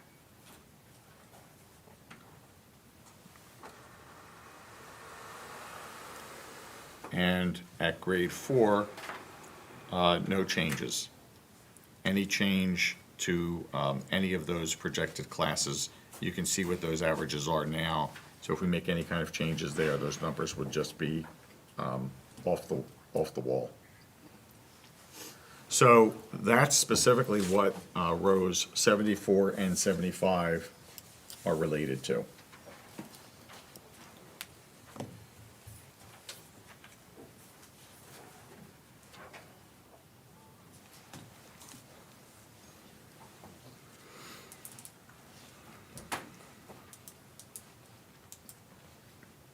Consensus? All right. Are there questions? All right, then I'm coming this way. Consensus? Question? Yeah, not that this will help for this year, but if we did district-wide redistricting, could that also help with this approach? I'm not sure I understand. If, Help in what way? Maybe I'm misunderstanding this, but what I'm seeing here is that we're taking schools with a particular grade where we can reduce the number, increase the class size, reducing a position. And it seems to me we're doing this piecemeal across the various schools, looking for opportunities. If we did the same, if we took a district-wide approach to this, would that, and again, I know this isn't going to be for this year, and this is going to be a very long-term project, but would that would that be an argument for redistricting this sort of approach? Well, I think we'd have to see what those numbers are, but Right. just to be clear, this, what I just put up, that's not a piecemeal approach. It's actually looking at. Yeah, that's probably the wrong word, That's but okay. yeah. But it's looking at, what are the class sizes overall, and where is there room Yeah. to tighten up a little Yeah. bit? And that's so what I meant by those selected piecemeal looking for. areas, those selected classes within each of the schools was to tighten that up. Yep. So it's not optimal, but it's not horrible. Right. So, and we didn't want to venture into the horrible Yep. in the K-4 level. Yeah, so maybe a better way of putting this is that this is looking for opportunities where we can.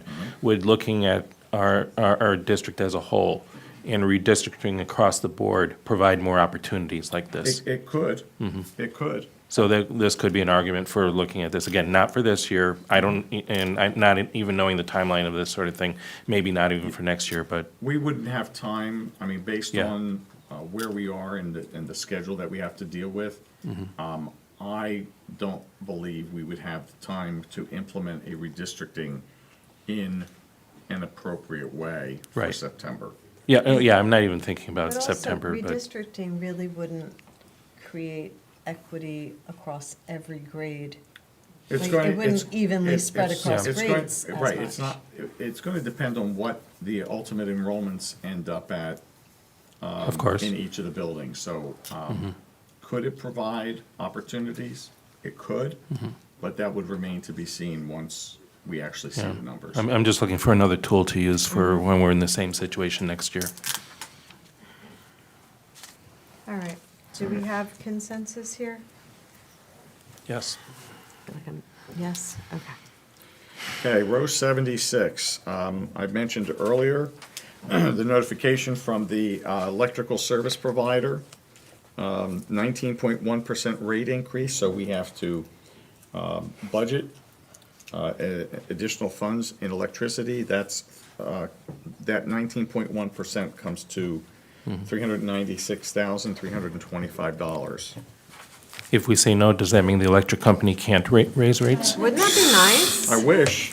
We're refusing to acknowledge their Yeah, letter. okay. So just a quick question on that. So if we're going to be, based on our security and the usage of our buildings, can we shut down during, like after 6:15, 7 o'clock? Is there any way to kind of shut down some of the lights and the action that might be going on in a building that's not being used? So, the lights are already LED lights, so they're not really utilizing much energy. Right. Our energy drivers are going to be running the heating systems and running the air conditioning. We can't shut those down. No. Right? I mean, we bring, in the evening for heating, we bring the temperatures down a bit, but, the challenge then becomes, if we bring them down too far, having to reheat the building for the next morning becomes problematic, and it also challenges our systems. Air conditioning, we can't shut the air conditioning off during the warmer months, because what that does is it simply promotes the potential for mold, moisture, and that raises a whole bunch of other problems for us. So, we're pretty mindful in terms of how we run our HVAC systems. As it is, we keep them within certain temperature points, and, do regular filter changes and all those things that help to keep it more efficient. Right. But I don't know that we would be able to do anything that's really going to reduce the cost on this. And then just a question also, please.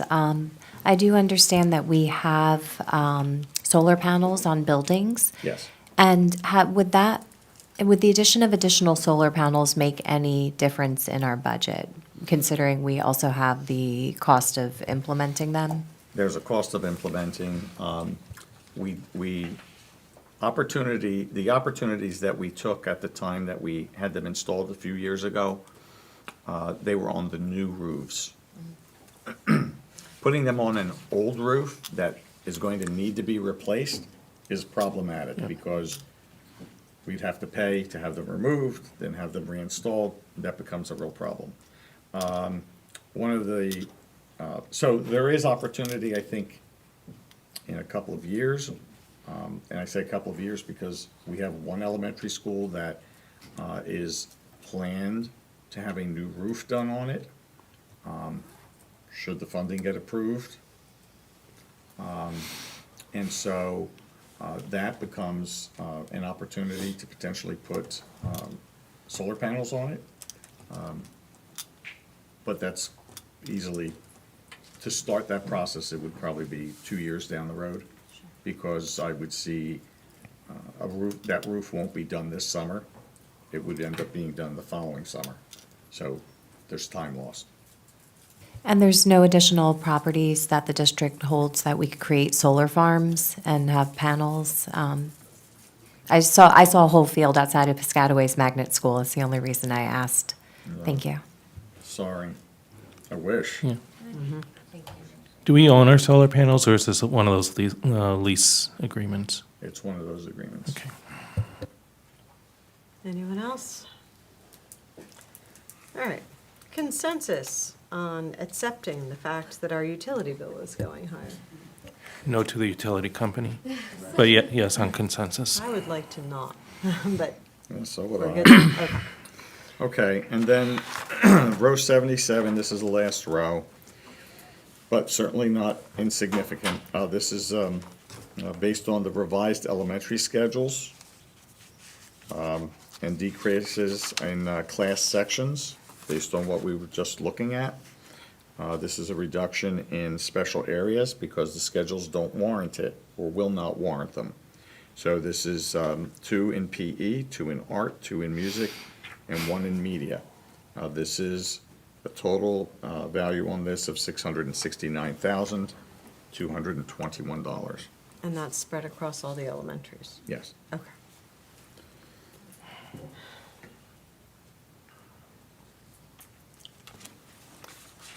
Do we have questions about this? Are the 2 music positions outside of the 4th grade? Yes. Okay. Anyone else? All right. Consensus on this one?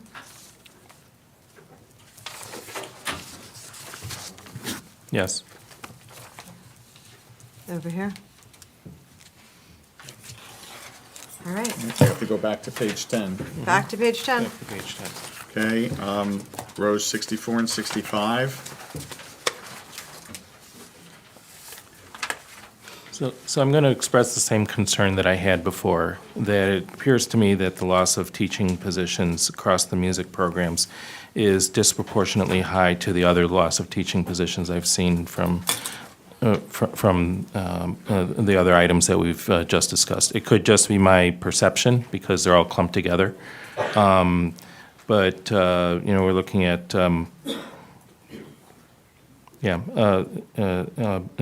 but I think that needs to be taken into account when we're looking at our music programs.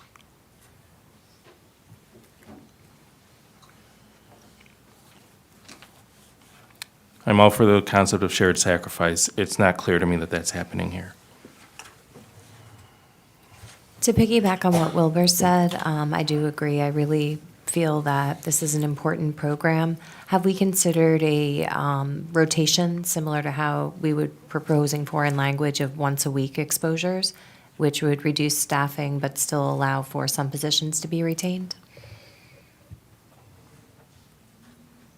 I can't answer that We question. could look at it, we could look at Can that. we explore that, please? Where you would require all the kids to go to band on Mondays, is that what you?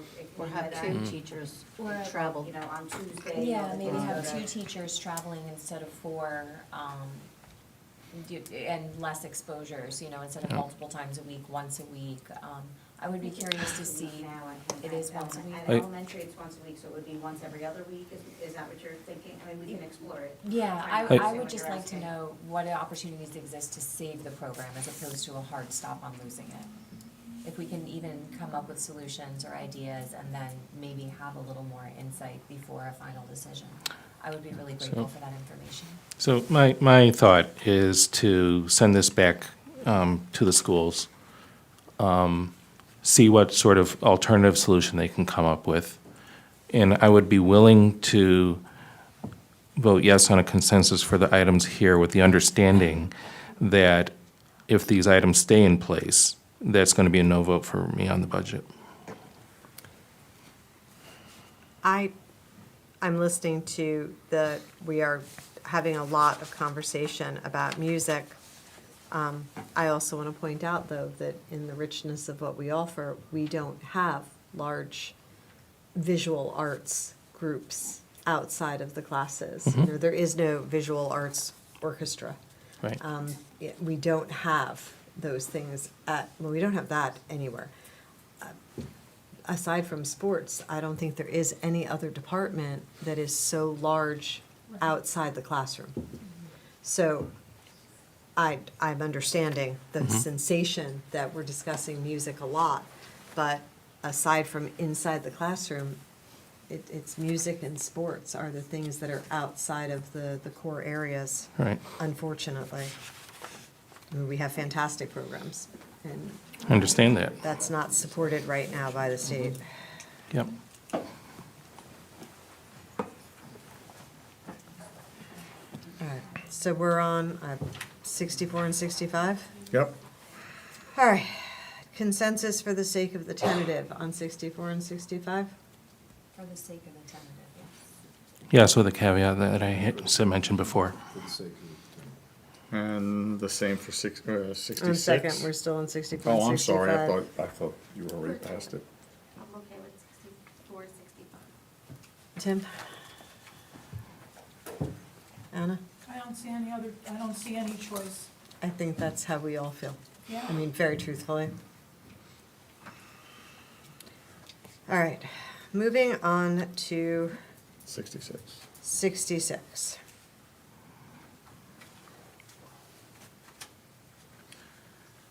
Just as a reminder, I mean, on 66, there's, I think, room to not have this be part of it. So we don't have to have a consensus on this one. But just keep in mind that, we're at the limit then, at that point. How do we feel about that? I personally would like to use that as part of our wiggle room to keep. If we have that wiggle room, what little bit that it is, that's something that I think we should really consider using for it. I agree. And I also would love to see if we can explore any cost-saving opportunities at all, anything. Oh, that's everywhere. Yeah. I'm basically, I'm against consensus. I am That's what I am that not would be. agreeing to 66. Okay, good. I'm not. I'm sorry, I saw your face. Yeah. I'm I not see. agreeing to 66. Okay, Would anybody good. else like to not agree with me? I'm not agreeing. Yeah, I think that you've got that across. Okay, Yeah, okay. everybody's not agreeing with me. All right, we're not finished. We are for this portion in the open session, but we do have more to do when we go into closed session.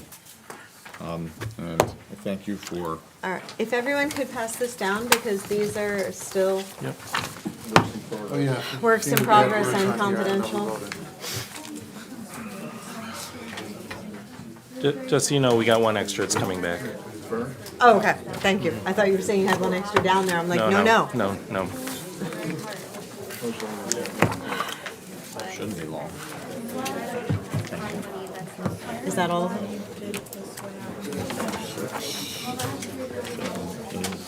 Yeah, that's all. Oh, if they could hold that back door open for just a second, it's hot. I'm never hot. Folks, the meeting is still All right, in process here. and we would really like to get into closed and, no, we would really not like to, but we would really like to get to more of this. All right, finally, we are on board member reports on committees and/or information items. Two things, if I might. So over the weekend, I had the real pleasure, along with many of the other board members, to go to the Buddy Ball tournament, the resource fair at the mall, and the EA Strings concert. All three were excellent events. And I'll quote Jack Levitt, who said, if anyone wants to know what East Brunswick is about, just go to these events and you'll see that. The other, I just want to check the way I've been framing our budget, our funding situation. Would it be appropriate for me to mention that now? Because I think it would be good for the public. Yeah, I don't think that. Yeah, the- okay. the- Yeah, the thing, that Yeah. okay, great. So, I've been thinking about the budget a lot, since the beginning of the year. And the issue, I think that many people have, including me, is that the numbers we're throwing around here are very hard to conceptualize. So I've come up for myself, because I'm not a numbers person, to frame what our funding and budget situation are. And I've figured out that these are the rules, and I've pressure tested it, my analogy, and it seems to hold up. But if our school district was a household here in East Brunswick with two parents, both working, and two kids, bringing in $100,000 a year combined, and their job is to remain financially solvent, here are the rules that they're given. They're only allowed to keep $2,000 in the bank for emergencies. That's it. If they go through a year and they're not allowed, and they don't touch that money, they're not allowed to add on to that $2,000 at all. Okay? They can ask their boss for a raise, but that raise at maximum is going to be 2%. And their boss is going to be extremely upset if they get that raise. That's the taxes. They have friends and relatives that can give them money, but they're also not allowed to save that money at all. And that money has to go out the door. So those are the rules. And then you make inflation at 4.95%, which is what it's been for the past 5 years. You put all that together, and the funding rules that the school district is bound to play by is a setup for failure. And I've been thinking a lot about this, because and I've been thinking about, well, why is it happening now? Well, these rules actually made sense in the mid-2010s when inflation was around 2% or less, right? You can get by under those situations. Things are much different now. And this is not just us. This is the entire school district situation across the state. So these cuts are awful. I'm going to go home and throw up. Yep. Right. Right. And the reason I've been trying to figure this out is because I need a story for myself as to how we got ourselves into this position. Now, there is a narrative in town that we're in this position because of misspending. I don't see it. The rules are the much more straightforward reason why we're in the situation that we're in. And I can imagine that after this meeting and the meetings over the next few weeks, that narrative is going to pop up again. And until someone shows me data otherwise, I'm going to assume that the narrative that this is because of misspending is a complete fabrication. What this means in terms of a solution is that we have to change the rules. We have to change the rules by which school districts across the state are funded. That's going to take a long time. That's going to take a lot of energy. But I'm good at playing the long game. And in the short run, what people can do that will help is, if you hear chatter about the misspending that the school district is doing, put a stop to it. Because we need breathing room to figure this stuff out. And that sort of chatter just takes the oxygen away. That's all. Thanks. Anyone else? Ms. Herb? I also want to piggyback off of Wilbur. This weekend was really a lot of community activities, and I'd also like to thank Karen and Janet for coming to the resource fair and representing East Brunswick Public Schools, as well as parents from the Special Education Parent Advisory Group, because it was really great to see them represented, along with vast other community events or organizations. And also, I know that, for quite a few weeks now, many of us have been watching, S3917, which although didn't change the funding formula, was going to add, some other caveats to making our funding more transparent and looking at maybe stopping the loss at 2%. But as many people know, that is still in committee. And actually, I was on a call with the Garden State Coalition of Schools, and one legislative rep was on there, and she said that it's not even up for their discussion yet. So that, a lot of us on the New Jersey School Board's Legislative Committee have a meeting in the upcoming weeks, and we have questions that we'll be asking as to why we've been advocating for close to a year for at least some transparency or changing in some formulas, or, as well as like special education aid. And asking like why now are we not seeing any progress? Like why has this kind of stalled in the past 2 months when we had a bill on the table that, again, it didn't take care of the funding formula per se, but it offered other caveats to make things more transparent and, some other things that we did want to see. So we'll stay updated on that, but I also urge people to reach out to your legislators, talk to people that about school funding and writing, always we always want to be our kids' advocate. We can be our school's advocates too. So I think it's really important, if you have a question, especially like Dr. Pan said, if it comes to money or mismanagement, or you just have a question about how this process is working or what you can do, please call. I do know that Dr. Valesky will, the wonderful ladies in his office, they will guide you, they will give you information. Like, we want to see people out there, like, with us and helping us. And I think it's going to take, it's going to take a community for us to be like, we don't want our school systems to be just, mediocre. We excelled for many years, and we want to continue doing that by offering great programs to our students and resources to our families, because I think that's one of the things that East Brunswick, a lot of people moved here for, and I don't want us to see those continue to get taken away, knowing that every year for the next few years will probably be one of those districts who sees a 2% to a 3% decrease, because we will be in the same situation every year, sitting here thinking, what are we going to cut now? And it's very unfortunate. That's it. President Guas, I just have two quick things. First of all, thank you to the folks who stayed all night, who don't have to be here. Appreciate it. It's a tough meeting. Glad that everybody was here to see the process. I think it's important, and especially it's a fairly new process in terms of letting this come out into the public and the public getting a chance to talk about some things. And I think it really worked, and I appreciate the chance to have this tonight. Second of all, I just want to also mention, and I know, Wilbur, you talked about it briefly, it was a great weekend in East Brunswick, but I have to say, Fast Break, Mr. Neil Shaw, you're back there, thank you so much. That was a phenomenal day, the whole event, the kids, the families out there. It's exciting. I think you've done that for what, 16 years now, is it? Or, I mean, it's unbelievable. So if folks, if you don't have it on your schedule for next time, please put it on there. Thank you, Mr. Shaw and Fast Break, for just a great day, and it was really terrific. So thank you. And Howie Alexander.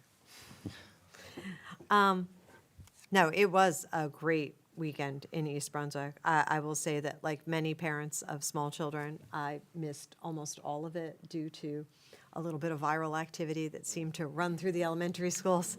I watched a lot of those great events happening online from in my house with my child, who just couldn't seem to nail down 24 hours of fever-free, not for anything. I also want to thank the people that stayed.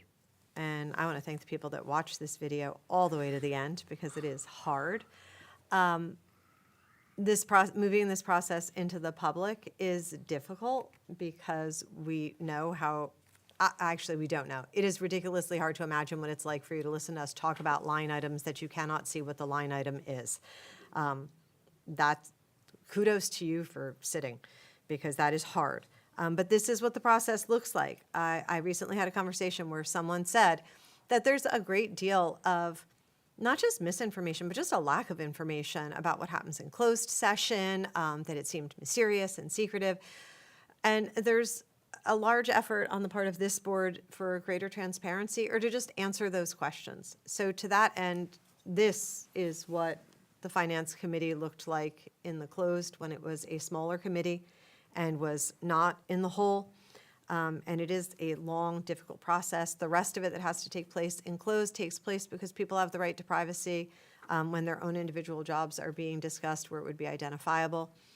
And people also asked what else we do in closed, and it's things that have to do with individual students or people that want to speak to the board individually, and those things are confidential and have to be respected.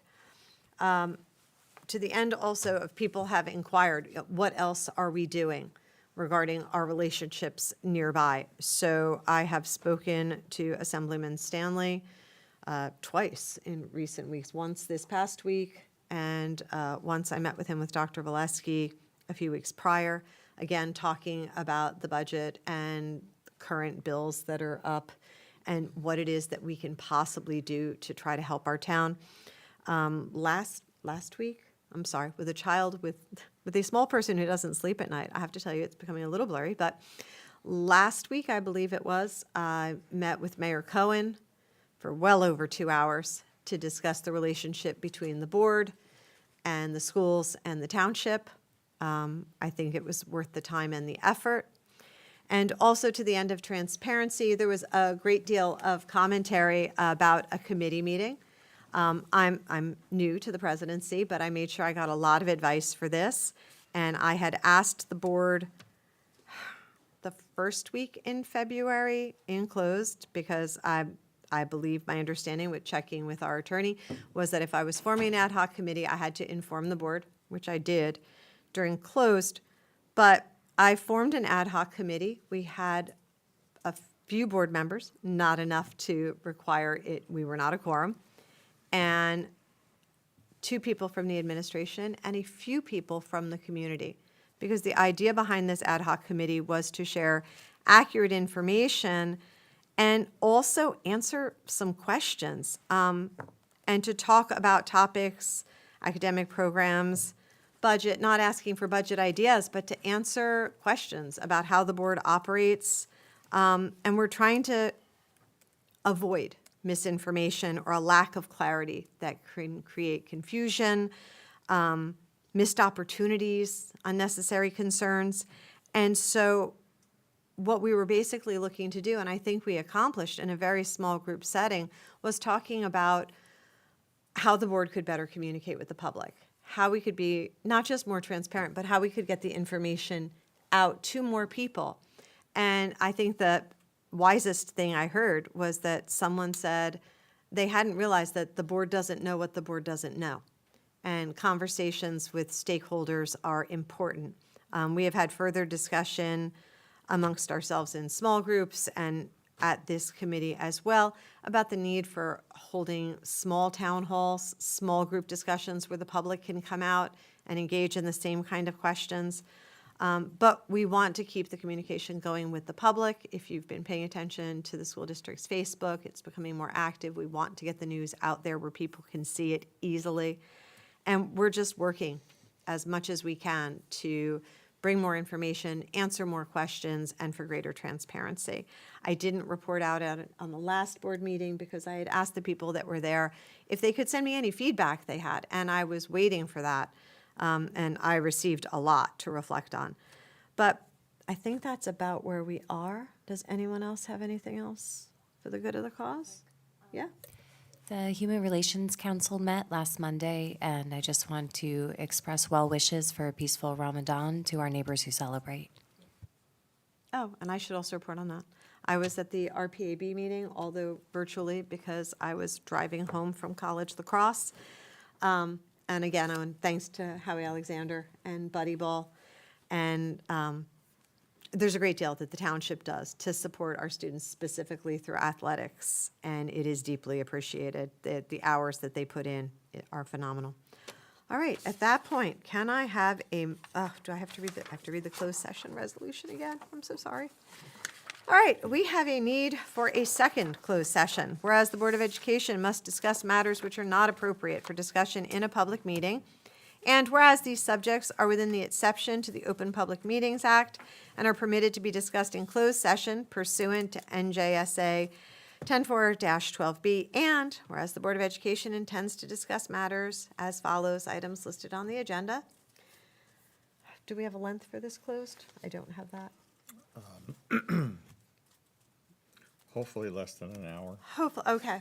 We don't usually write that, but whereas the length of the closed session is estimated to be hopefully less than 1 hour, after which the public meeting of the board shall reconvene and Action will be taken. action will be taken. That's what I thought. All right, can I have a motion, please? All right, Wilbur and Jamie. All right, discussion? All in favor? Aye. Opposed? Abstentions? Thank you so much. We are enclosed. All right, we are back. Welcome to Tuesday. All right. I don't even know where we're going. Which item number are we voting on? We are voting on, it was in the business section of the agenda, item 2. All right, can I have a motion for business item 2? All right, Wilbur, Jamie, any discussion? All in favor, it's not a roll call, right?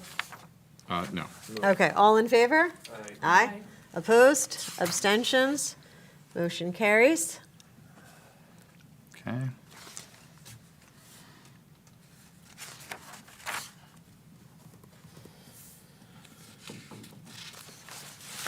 Alrighty, and now you're free to adjourn. All right, can I have a motion to adjourn? All right, Jamie, then Wilbur. Any discussion? Happy Tuesday, everybody. All right, all in favor? Aye. Opposed? No. All right, abstentions? All right, we are done. Thank you, everyone.